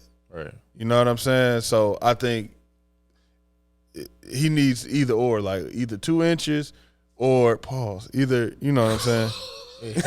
Or let him develop on the perimeter because he has the ability to make the right passes. Right. And he's faster than what you think. Way faster. He's got quick little bursts. Yeah. And then the way the game is played now, you don't necessarily have to be the one. You just got to be a guard that gets ball screens and makes decision off of them. And I think he can do that. With Darius, it's like I think he hasn't even because he might grow some more. He might get a little bit more athletic. I think he'll point though. Huh? I think he'll point guard. And that's even more dangerous. On some I could see his on some Dame Lil a little bit. Yeah, he could turn if he finishes above the rim, if he get up there. But he don't even have to. Yeah, but he don't even have to be that either. Yeah. You know what I'm saying? True. He shoots so well, he don't even have to be that. If he could shoot the ball, we know he's gonna continue to shoot the ball. Yeah. But if he starts making decisions off that, which we kind of seen that too. He know how to pass too. And when to keep it. You know what I'm saying? So so it's like. But do you see, I guess, tangibles pros will have? I mean, me personally, I do think I see when you talk about those three, I think I see 3 pros. Greg Lawson, when he get into his Like when that strength keeps coming, I think he's gonna be one of them big guards that is gonna be hard to stay in front of, or that he'll be able to find his way through the lane and finish. Because he finished great around the basket already. You know what I'm saying? He's a strong guard. I think he got a lot of potential, man. It's a balance about his game that I like. And if I could just touch in real quick, them three, like what they got in common? They pops is in their life, I would say. You know what I'm saying? And like we've seen them, and they, you know, I'm sure they were instrumental in getting them to where they are. Yeah, so I want to give a big ups to the pops. Shout out to you know what I'm saying? On some family vibes. I don't want to switch it up too much. No, that's good. But you know what I'm saying? It's like it's a reason why, bro. You know what I mean? It's crazy. It's like a lot of kids on this list actually. You know that? Like, I'm looking too. Like it's actually crazy. If we go down, so it's like it's a real thing. So I want to big up to all the pops, and like you said. As I look down, like damn. And that's the thing about Greg Lawson too. Is like he's probably the most like ready as far as you putting him in a particular position. Like you can look at him and say he's a point guard. Is he under the radar? He definitely. For the state, I feel like he's definitely under the radar. But it's like if you. Like, I'm looking at professional eyes, like, you know what I'm saying? I think they all professionals. I think they all, but it's like, if I'm thinking how these professionals' eyes, they going to be like, he's the most, like. They're going to love some Greg Lawson. Yeah, for sure. Hey, this is crazy. We talking this much about the sophomores. With this sophomore list already being crazy, I just want to touch on a couple players that were on the list, on our preseason list. Yeah. Jaden and Isaiah from Orchard Lake St. Mary's, who were ruled out by the Catholic League as, I guess, transfers not being eligible or something of that nature. So I'm looking out for that junior list next year. You know what I mean? Because I'm sure they'll be on it, and I'm sure Orchard Lake will be a way tougher team with them on the court. Come on, Catholic League. Come on now. Yeah. Come on. Yeah, no comment. Come on now. Tripping. Yeah, that's crazy. You got to do better. Crazy, than that. right? Let the boys play. Let them hoop, man. Let them hoop. I mean, kids. I mean, if we just being real, kids are all over the place. So, facts. I mean, looking at them, you know, it's always like, it ain't even fair to me because it's like, okay, I don't even know if the coaches are voting in the other Catholic League coaches, but it's like this is a year of eligibility for these kids. You know what I'm saying? What happened to like when did winning become more scarce than kids being able to go to the next level and play? Like when did winning become more important? And these two kids now you're taking a year away from them and they can't play in front of coaches. I'll tell you when you ducking that smoke.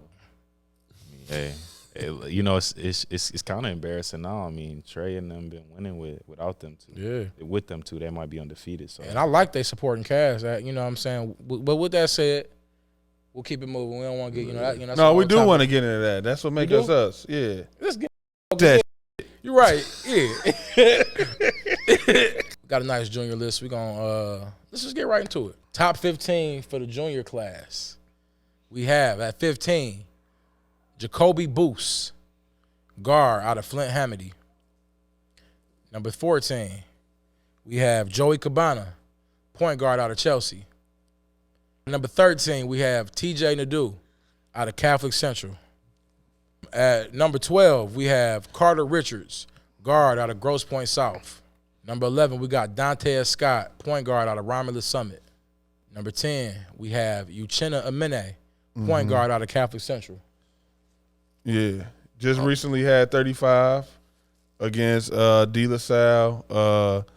Was his highest scoring game since his 50 ball. The 50 ball at the beginning of the season. I think we just want to see him string some games together. I think a lot of attention was on him. He was on the scouting report, and he had to figure that out. You know what I'm saying? So I'd love to see him string some games together. Yeah, and you know he wasn't on our list last time around, so I'm happy to see him hit our list in the top 10 and set our top 10 off. Yeah. So number 9, we have Warren Marshall, guard out of Brother Rice. The real deal. The real deal? I say glue to that team. Yeah, I say the X factor. He's been playing pretty consistent for them the last couple of games, standing out, showing what it is that he can, what he's capable of. Yeah, I rock with Warren Marshall, man. I like his solid game. On all levels. Got good. I like defensively. I feel like he's pretty good. Yeah. Solid shot. I feel like he'll average around 20 next year. I mean, people don't even know how good he is yet. They're gonna see next year. Yeah. When I seen him, who was that against? Brother Rice versus De La Salle. He stuck out to me. it's really hard to judge how good he is. Just from him sticking out to me, he would be higher on my list. You know what I'm saying? Same but here, bro. Yeah, a little bit higher, but it's hard to judge when you have a role like that, being a glue guy, and so big facts. Yeah, shout out to Warren, man. Don't let me down, bro. Sure. All right, number 8, we got Tyler Ode, guard forward out of Saginaw Heritage. I like Tyler, man. Like I said, man, we talked about him before. Yeah, very good game. The first game I saw him against Warren Fitzgerald. Was a good hit in the mid-range, hitting 3-ball. He looked real comfortable out there, a solid shooter. Big time.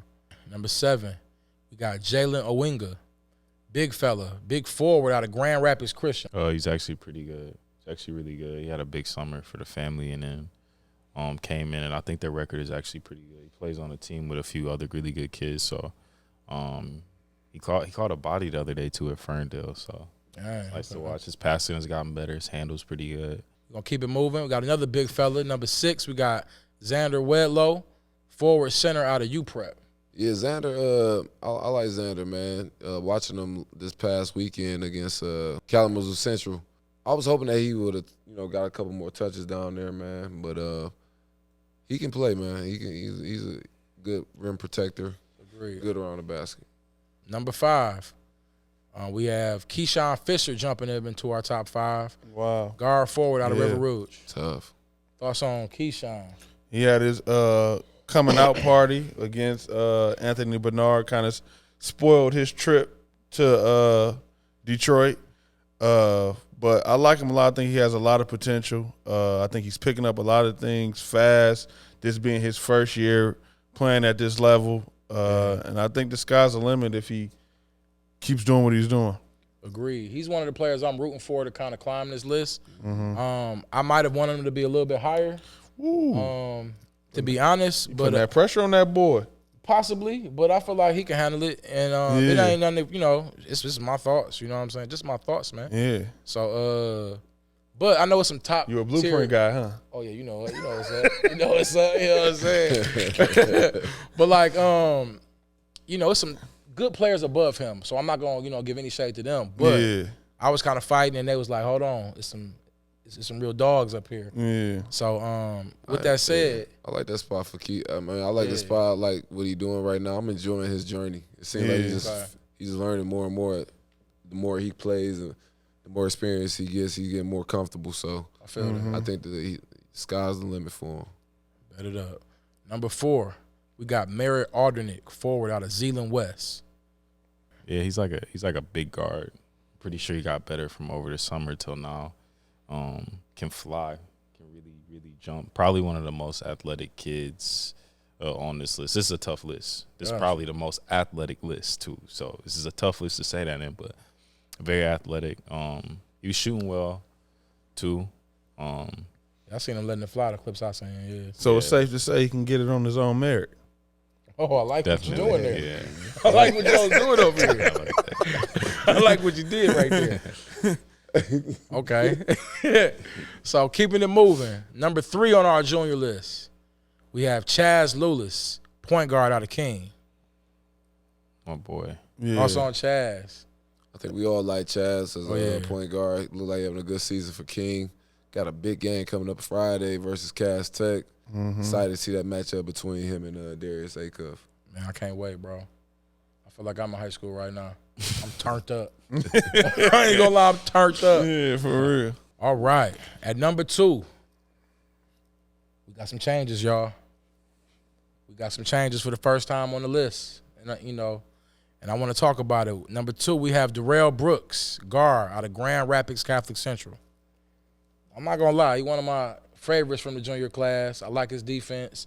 We talked about him being, a guard Kawhi, high school Kawhi. They put the claw up for him. I think this is not like they had a really, really, really good team last year. Yeah.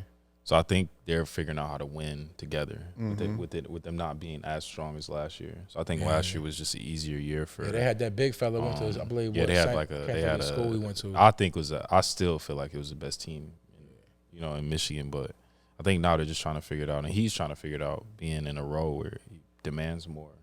Right. So But they're doing pretty good, and they're probably gonna Figured it out. I mean, I still think they're a contender to win it all, though. Me too. Like, I think their two guards are the best. I think that might be one of the best duos, if not the best duo in the state. So, okay. So it ain't no slight to derail. Keep balling.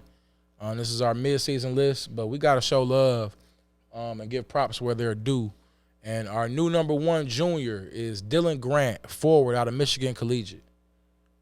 I could say a lot about his game. Is that Dunk Man? Dunk Man. Yeah, that's him. Yeah, bro. What, the Canadian national team? Mm-hmm. yeah. He's playing in the 17 you know what I'm saying? Yeah. So it's like, and then seeing him in person, I love that squad, bro. It's like They got a good everybody, squad. They got a good team. Yeah. They got a everybody, real good team. like they are a force to be reckoned with. I feel like they are a sleeper that can win, and I feel like a lot of it is because of Dylan Grant. What's your Man, thoughts? he was hella active during that game against Renaissance. Blocked a lot of shots. His energy was on a whole different level. Yeah. Man, I like this. Plays above the rim, very active. To attest to what you said, I think his perimeter defense is like the best out of anybody that size in Michigan. It's not even Word. close. Like how well he's able to guard on the perimeter is like crazy. Yeah. Like So you seeing think he him be locking able- up a little better than Durant? Yeah, like Brooks? seeing him be able to guard the pick and roll and block shots, not foul. Yeah. As often. I don't know how every game goes for them, but in the games that we got to watch, like I think that's super been impressive. impressive. And he can shoot, and he doesn't have to because of the situation there. But he can shoot the ball too. Handles nice. No, for sure. He's not turning the ball over. Like. Does he have any offers right now? Any? Yes, he got some big offers. Few offers. Okay, no commits yet though. Well, man, Dylan, keep balling, bro. Congratulations on being the number 1 junior, according to Athlazon, and no blood, no foul. All right, y'all, it's time. I think we got something to say. Everybody on this mother so do. starting at 15. And it's time to get into them seniors, man. Like, this is the list that we had the most shuffling we was talking about as far as like where people should be, the most arguing, I say. And I'm happy to get into it, man. I hope some of these arguments come across on camera. So number 15, let's start it off. He wasn't on our list last time, but he's new to our list. And I feel like this player can definitely move up by the end of the season. But we have Jordan Briggs, point guard out of Muskegon. Had a great showing at the MLK tournament, 18 points. Michigan basketball, Mr. Basketball candidate. Any quick thoughts? Did he commit to Wayne State? Yeah, I'm not Wayne sure he State committed to Wayne Wayne State. State, yeah, say that. Wayne State commit. Man, I like what I saw out of him, the way he played the game, man. It seemed like he wasn't rushing, wasn't sped up. He played at his pace. Did a couple of things, getting his teammates involved, knocking down the shots, created shots for himself. Yeah, I liked him, man. I think Wayne State got a good prospect in Jordan Briggs. Absolutely. Agree 100%. Number 14, we have Robert Lee Jr., guard out of Beecher. Averaging 30 on the year, had a 42-point game earlier this season. Any thoughts on Robert Lee?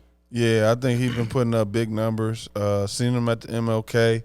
I think he suffered from the same thing Uchenna suffered from after putting up big numbers. A lot of the defense was geared to him.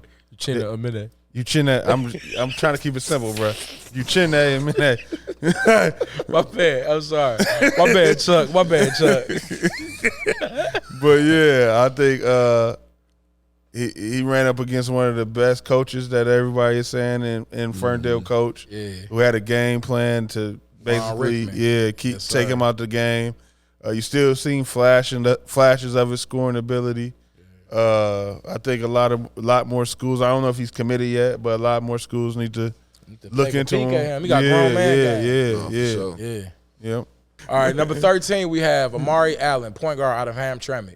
Yeah. Any thoughts on Amari? I think he got some of the best defense. You know what I'm saying? As far as definitely think he has the best hands in high school. Like as far as like just being able to catch the ball, steal the ball. Yeah. I just think for him, I think the only reason why he's as low as he is because Hamtramck as a team has not quite gotten to where they're supposed to be. Yeah. Last year, they looked way better at this point. And I think they're obviously still trying to figure things out. But when they get it going, I'm pretty sure he'll be higher. I can see him rising up as well. Yeah, this is one of the things that was unfortunate that the game ending early is because that was my first time seeing him. And from hearing what y'all saying, I think what's underrated is his scoring ability. Like, he makes shots. Yeah. So I wanted to see him and Chuck, kind of get it going in the second half. So all right, number 12, we have Big X, Xavier Thomas, forward out of Brother Rice. Mm-hmm. Any thoughts on his game? Oh, man, I like X game, man. It seems like he's starting to just get comfortable in his role, just kind of being consistent and doing what he does for Brother Rice. I like him playing out of the post as well, too, man, like kind of creating for others and going to get his own. So that's what I want to see more of, and I think this is a player that can definitely raise up a little bit. He's a Toledo commit. Nice jump shot. Mm-hmm. Like you said earlier this year, playing that Draymond role. So sometimes they may not have the big points, but he does what's needed to win, and they only lost one game so far. Mm-hmm. Number 11, we have R.J. Taylor, point guard out of Grand Blanc. R.J.'s a winner. He's been winning out there at Grand Blanc since a freshman. He's had some great players to play with, but I respect the fact that he's been winning games. He got a little moxie about him, a little attitude that I like, Any thoughts on R.J.? We ain't gonna talk around it, man. I think from what I know is he's probably the lowest. He's the lowest on our list, right? A lot of people have him higher, right? Way higher. I do. Yeah, a lot of people have him way higher, including Clarence. Yeah, and when I hear Clarence talk about him, his resume is hard to kind of argue. He's won more than anybody. Mm-hmm. He's the only person on this list with the ring. He, playing in Flint isn't easy. Mm-hmm. He started, from what I understand, all 4 years. So if I'm wrong about 1 year, which would be his first year. Okay. He played in the EYBL circuit and played on a very good team. Started point guard position on a very good team, being Mean Street. Mm-hmm. So I think he should be higher. I'm gonna just keep it honest. I seen him against Brother Rice. Yeah, and it was a bad game. Maybe yeah. You know what I'm saying. I didn't see him finish too much. I seen the energy. You know what I'm saying. I seen the energy.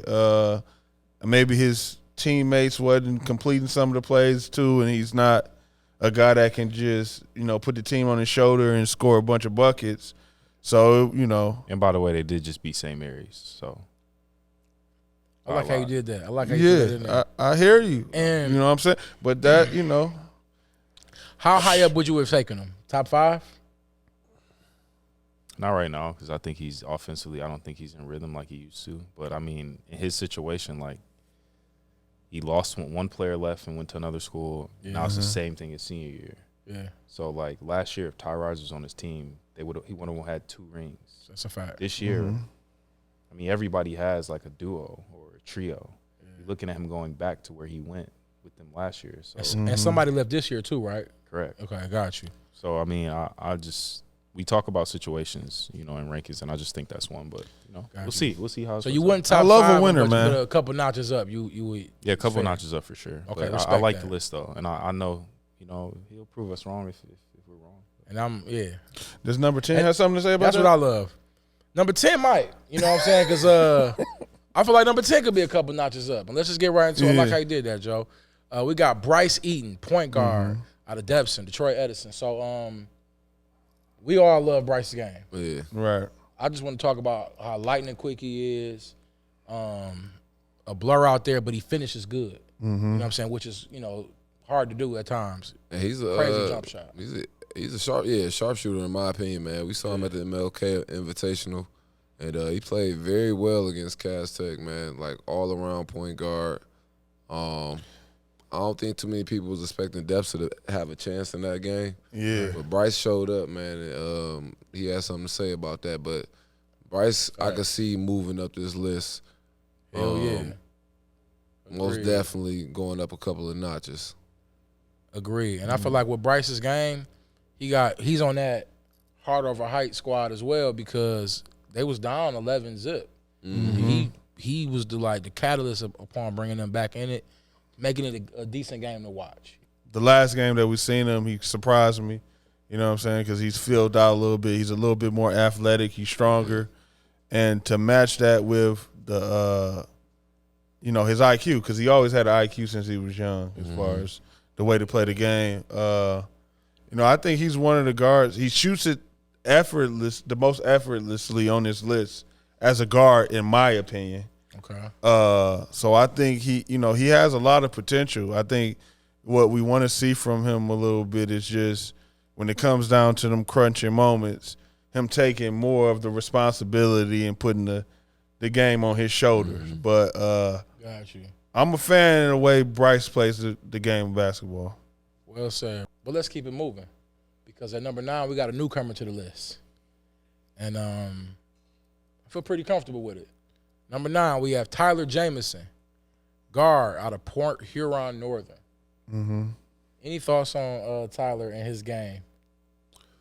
We only seen a little bit of the footage of him playing, but his style of play, like, he most definitely passed the eye test.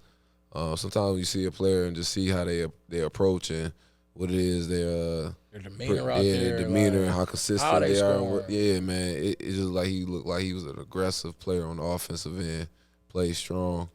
So looking to see more of him for the rest of the season.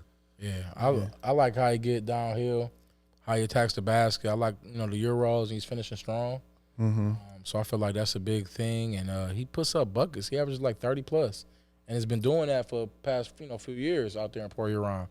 What y'all think, fellas? Tyler Jamison, I think a lot of times when you evaluate seniors, you judge more on their overall career. You know what I'm saying? And I think, just like you two guys said, he's been one of the most consistent and, building a career out in Port Huron. And some argue that he's, the best to come from Port Huron? Right. So, he's still doing his thing. What you got to say? What's up, Clarence? Because I know last time we talked about him, you had a lot to say.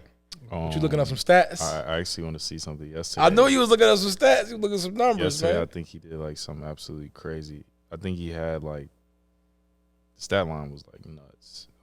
I can't find it, but anyways, I mean, I just want to say that he came down here and went undefeated. That's all I'm gonna say.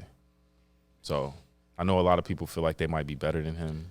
I talked to a few people and they, feel like, but he did come from Port Huron to a place where everybody plays better talent and is supposed to be better. Right. And did go home undefeated. So that's just where I'm gonna leave my 2 cents on. And if I can ask a couple questions on that 2 cents, what teams did he beat? They beat Skyline the first day, and then they beat Hamtramck the second day. Ooh, Right. see that. And that Hamtramck got me at like 34, right? Yeah, he had 34 points. 34. I mean, I don't. And then I just don't. No, I mean, I love his game, man. I want to see more of his game as well. So, all right, well, let's keep it moving, fellas. At number 8, we got Anthony Bernard, point guard out of Grosse Pointe South. Mm-hmm. I like Anthony's game. He got a little sauce on him. I ain't gonna lie. You know what I'm saying? And I just want y'all to tap in, tell me your thoughts. I think it says a lot when it's not just only, people who evaluate players like us, but when your peers say certain things. Talk on it. You know what I'm saying? So it's not just us. Whoever's mad, the peers are saying this. Yeah, because you we know do what I'm talk saying? to all the, well, I can say all the players. We talk to the players Yeah. on the list. You know what I'm saying? To ask their thoughts on the list. And by the way, a really good player said that he was better than a lot of people on this list. So I'm gonna just keep that with it. Like a really, really, really good player. So Yeah. So, I seen him at the MLK tournament. He didn't have the best showing, but you did see flashes of, the talk of, why they say what they say. Yeah. You see all the skill sets. You see that, he continues to go no matter what. You know what I'm saying? So, yeah. Man, I like a lot about his game, man. I'm not gonna lie. I like his pace, his change of pace. He'll go slow, go fast. You know what I'm saying? A little hezzy, little hip swivel. You know what I'm saying? I see it.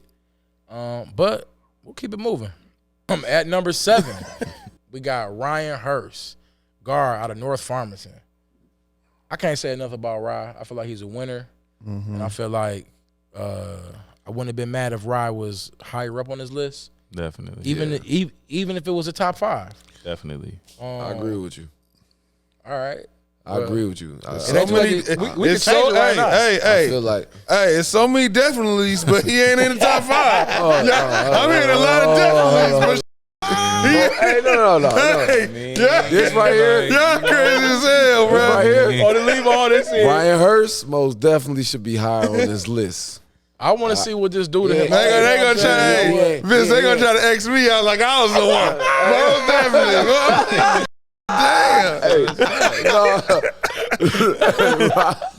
No, I can't even say that. I can't even say that. Well, you. It was but you know, we all have a debate. But no, for real though, all seriousness, like Rob been winning, and you know we put he's their engine, bro. So he was 8 last time that we had this list, and I just feel like what he's done this season and what their team is doing right now, he's the leader of that squad. Absolutely.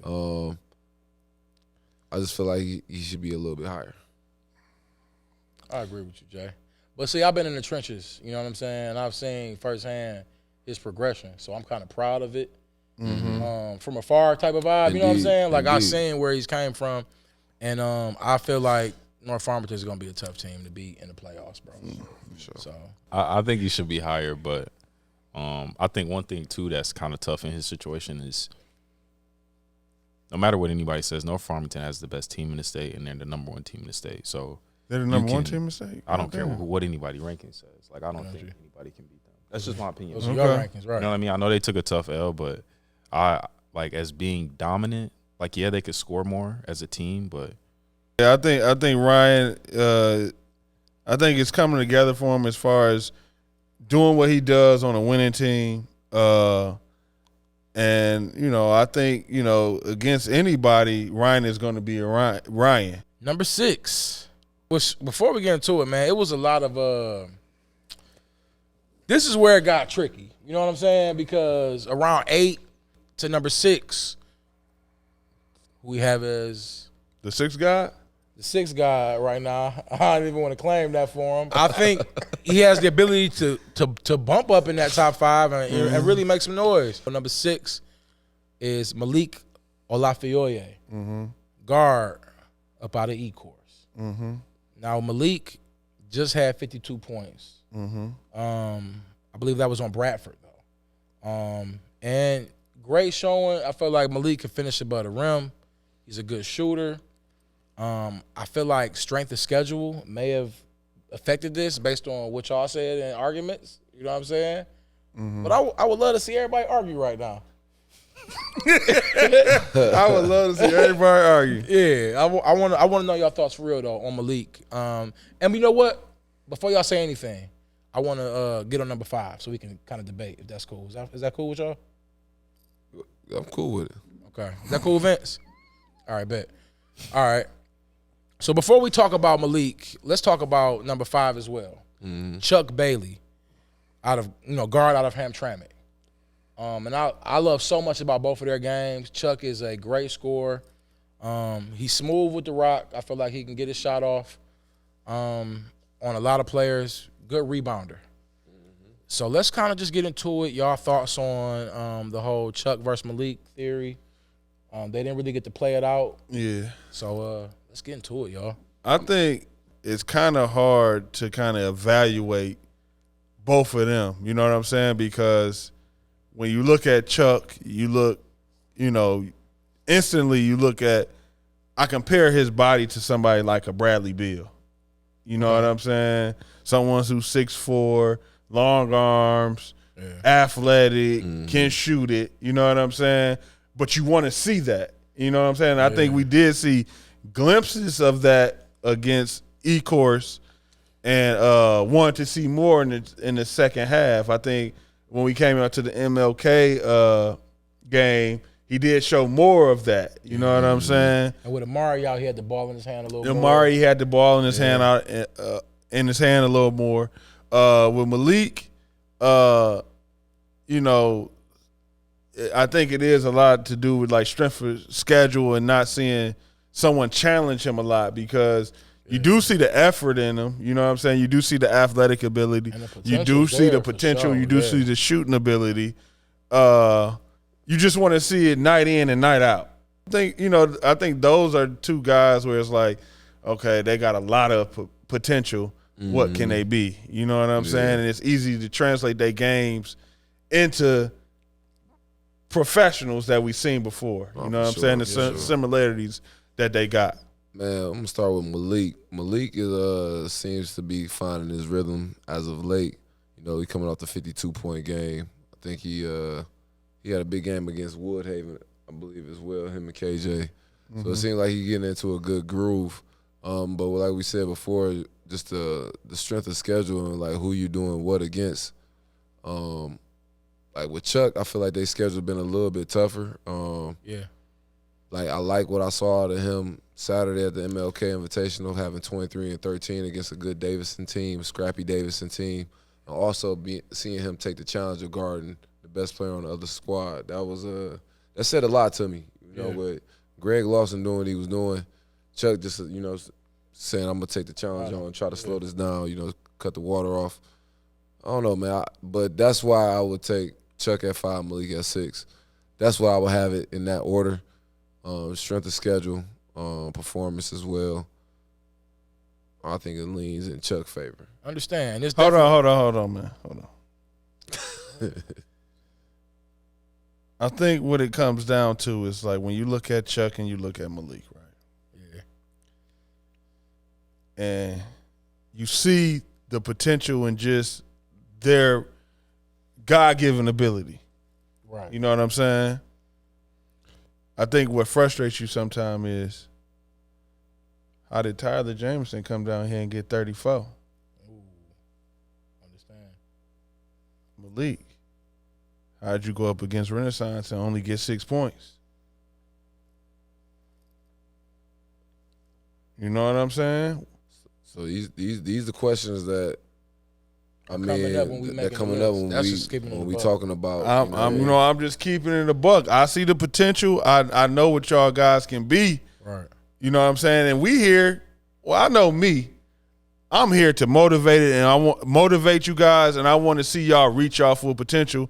Because at the end of the day, this ain't easy. No, for sure. It only gets harder. I'm gonna keep it real. I was the number 1 player in the state, and it got ugly.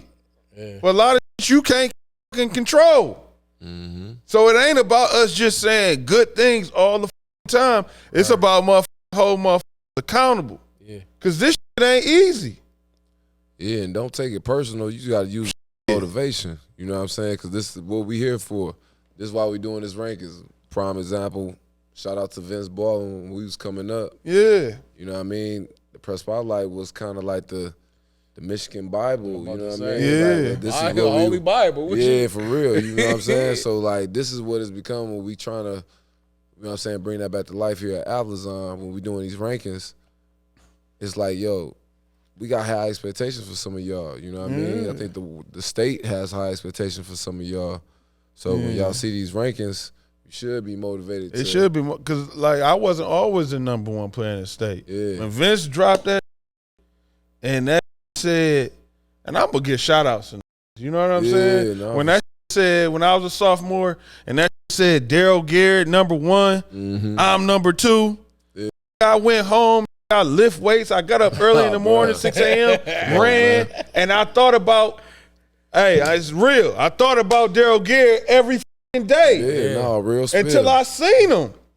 And you know what I'm saying? And it wasn't no.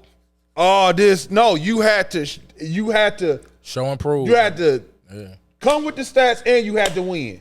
And if you nothing less. If you had that spot, it was a reason that you had that spot, and you had to protect it every time people came out to see you. And I think that's what I'm saying. You know what I mean? Like, absolutely, bro. Cats they get into their feelings at times with this shit, man. It's like, nah, don't get in your feelings. Get in the gym. Get right. You know what I'm saying? Yeah. Don't get in your feelings. Get in the gym. Get right. Preach. It's motivating we motivating y'all to be on top of y'all 24/7. And on top of that, we risking life and limb out here in these stands coming to see these games. You know what I'm saying? Fans mad at us, aunties mad at us, uncles mad, mom and dad got issues with the list. But it's like, we not really trying to have the same list that like Detroit Free Press got. Or our potential. We want to like judge off the eye test, what we seeing, what's happening. Most of these kids aren't even ranked, so sometimes it bothers me with the level of like, you know, people in my DMs or people saying stuff to me when they see me, because it's like, your child isn't ranked and neither are you. Nobody knows who you are. So just because a whole bunch of people here know who you are, like, you know, the page is big and the following is big, and it's a good opportunity for people to really get a feel of what's real and what's not. Nobody's going to be 100% accurate on anything. Right. And that's the thing. I mean, we go to these games. You can't say, like, you can't say that we not here. You can't say that I ain't seen you lose. You can't say that I ain't seen you not trying. You can't say that I ain't seen you, you know, and that's the thing. Sometimes it's better not to be known. Yeah, you know what I'm saying? Because once you got that target on your back, you getting judged by every little thing, and you got to be ready for it. You know what I'm saying? When you got that number one, like Sonny, number one, because no matter where he go, and you're gonna have to cut this and whatever. No, you good. Go ahead. Wherever he go, he holding that number one. He want anybody. It's like having a belt. Yeah, come get it. And he want all the challenges. He want all the challenges. Right, Trey. Like coming there, he want Trey as a sophomore. He got the belt. Come get it. That's the biggest target. You know what I'm saying? He got the biggest target. Everybody ain't ready for that. We already seen. We just shouted out some people, and then it's like, it's not. You're not only playing against the players. You playing against the coaches that got a game plan that don't want you doing that against them. Right. Shit, that's real spill. Get real. But before we get off of 5 and 6, do they have any chance of getting up and cracking this top 4? I think for sure. You know what I'm saying? They got the potential. They got the game. They got all of it for it. It's really about, you know, it's like rankings is like MVP. You know what I'm saying? Like, who we think? Like, we think KD is probably the best player in the NBA, but he might have he set out, or he might have not played good for this stretch of games. Who has the most consistent year for a year? Yeah, that's right. You know what I'm saying? And if you got certain times in the year where you was held to 2 or this or that, it ain't nothing we could do. This is facts. You know what I'm saying? Like, and you can't scream you number one if you riding a roller coaster. You know what I'm saying? Like, consistency is key. Like, that is very, very important in basketball. That's how you eat. You know what I mean? Especially when you get to the next level and you get into that professional. Consistency is what's gonna get you paid. I like that. Consistency is key, bro. For sure. I really like that slogan, man. I really do. I ain't gonna lie. You can't pay the bills every other month. You know what I'm saying? I mean, when you know DTE, you can let DTE slide a couple months, but you got to pay it on the back end. Anyways, let's get into this top 4, man, because let's just get right into it, man. Number 4, we got Caden Brown, point guard out of Grand Rapids Catholic Central. Now, if I can just start with Caden, I feel like his game is crazy. If he was around here playing in the PSL, I think he'd be higher on this list. And PSL or Catholic. Catholic League, yeah, PSL, facts. Catholic. Yeah, preach on that. And all-time school leading scorer.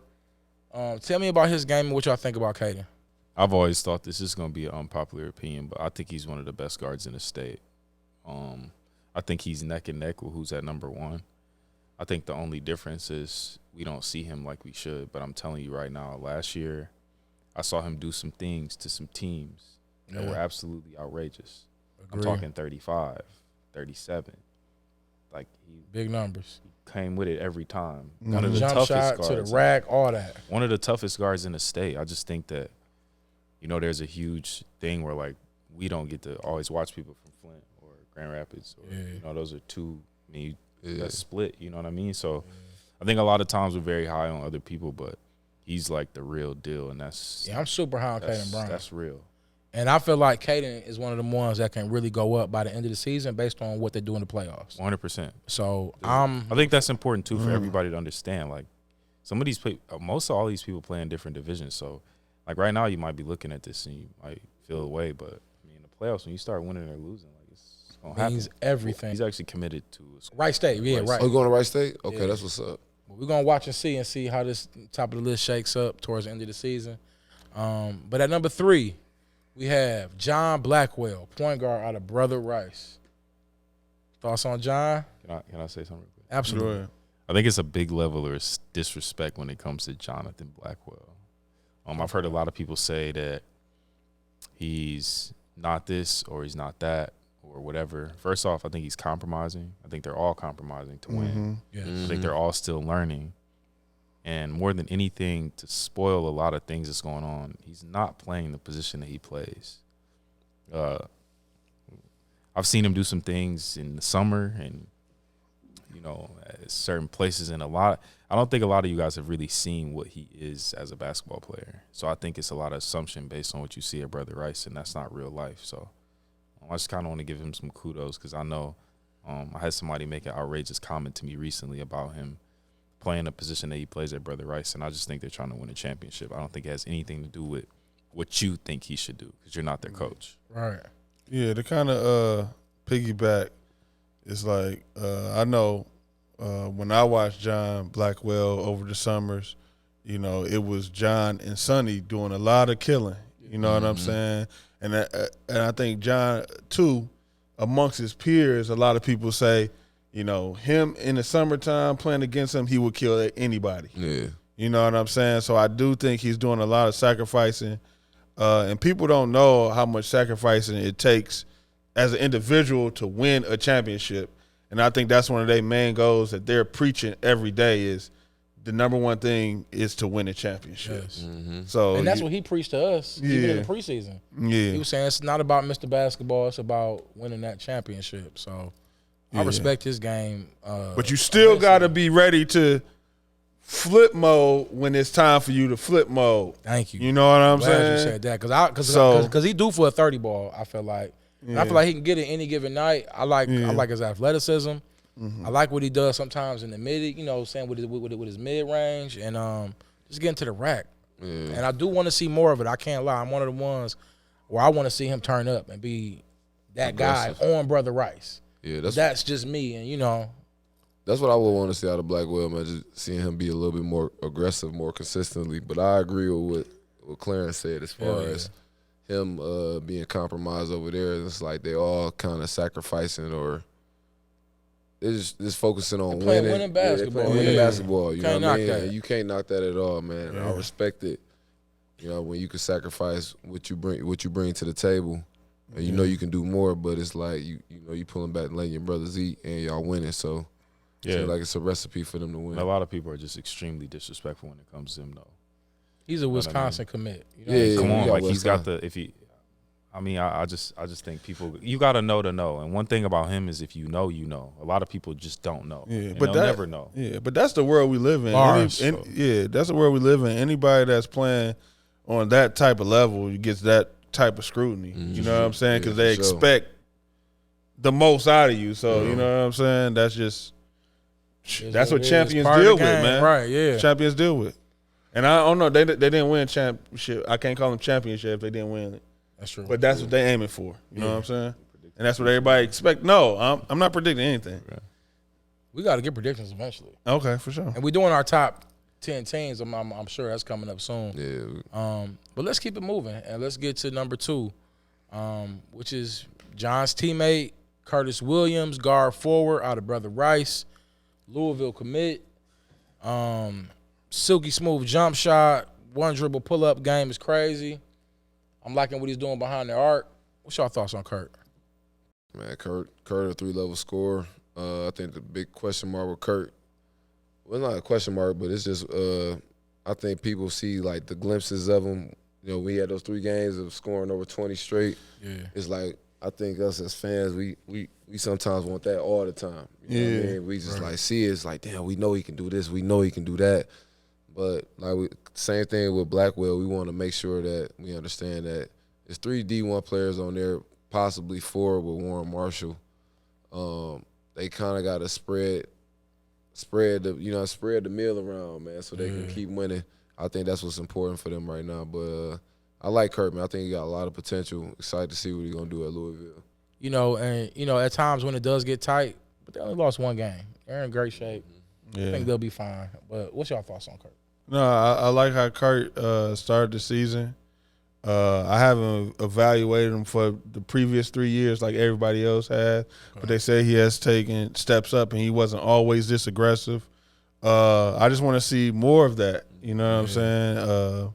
Just establishing his presence and being aggressive for a full game. I think the defense is probably my favorite part about his game. People don't talk about that at all, but he plays very good defense. So besides him being able to score, in the Catholic League, being able to score it means something, but it doesn't mean a lot because there's so much defense played. They all know what everybody's doing. It's like, it's like playing the same game over and over again. It's just who's going to execute the best. So I think his defense is really well. Obviously, he can score.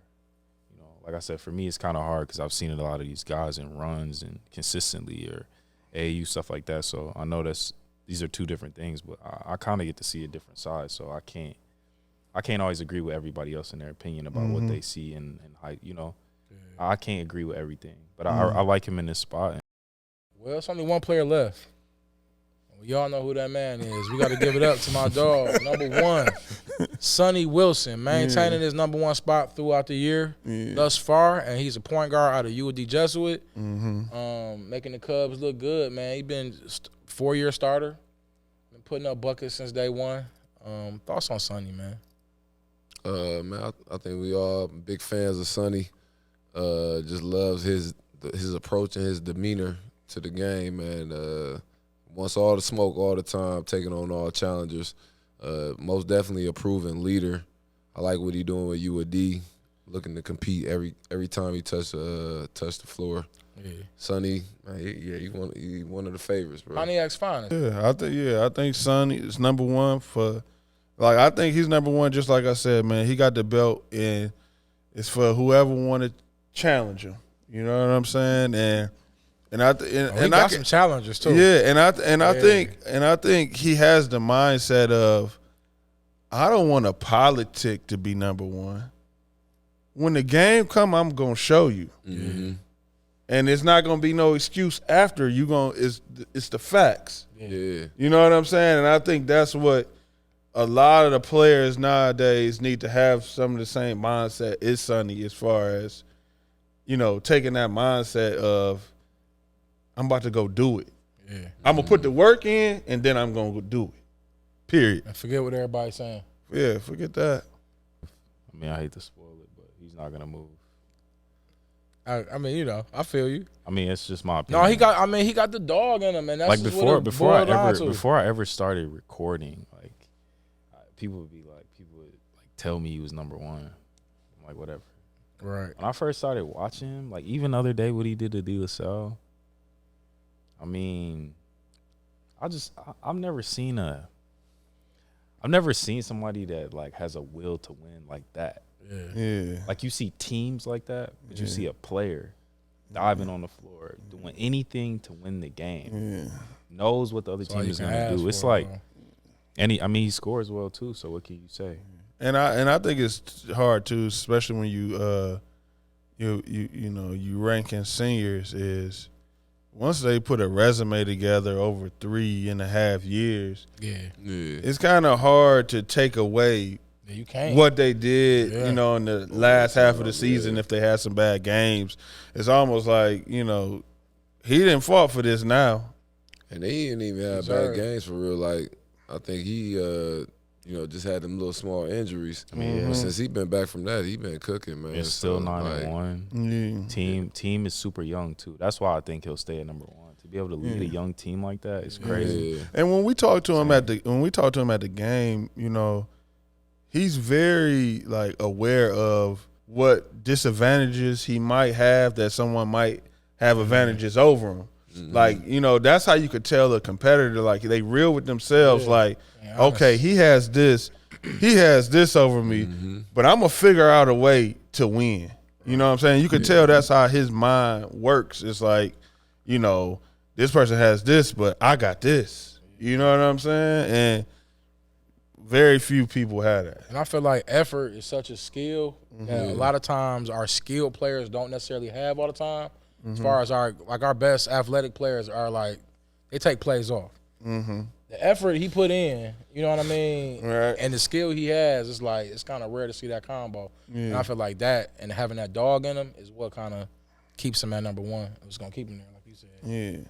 So, hey man, that's our list. Yeah, that's our list. What y'all think about the list, man? I mean, I don't know how y'all feel about it, but I like it, man. What you think about it, Jay? I like the list. It's like 5 o'clock in the morning right now. You know what I'm saying? Y'all better like it because people fought for y'all. Hey, for real. You feel me? Thoughts on the list? Final thoughts? Leave it in the comments. I mean, play better. If you number one, you number one. Yeah. I think a lot of people got to understand, like, if you're number one, you're number one. It's going to be obvious to everybody. There's no debate. There is no, like, if you're number one, you're number one. That's what it comes down to, you know? I feel it. Yeah. All right, man. That's our list. It is what it is. If you got any issues with the list, please contact Vince and Clarence directly. I'm going to put their IGs right here. Yeah. Any thoughts, Joe, before we get out of here? No, it was good, man. Final words, clear. They had a lot to do with this. Oh, yes, we did. Who had a lot to do with it? All of us, everybody. I'm standing on whatever. You feel me? Yeah, we standing on 10 toes down. We standing on that list. No, I am too. It's good. It's a good list. Well said, fellas, man. All night, man. Y'all was on point. I appreciate y'all, man. Thanks, Vince. Thanks, Clarence, Joe, Jay. We out of here, man. No blood, no foul. No blood, no foul. Athlazon, man. Coldest platform in the city.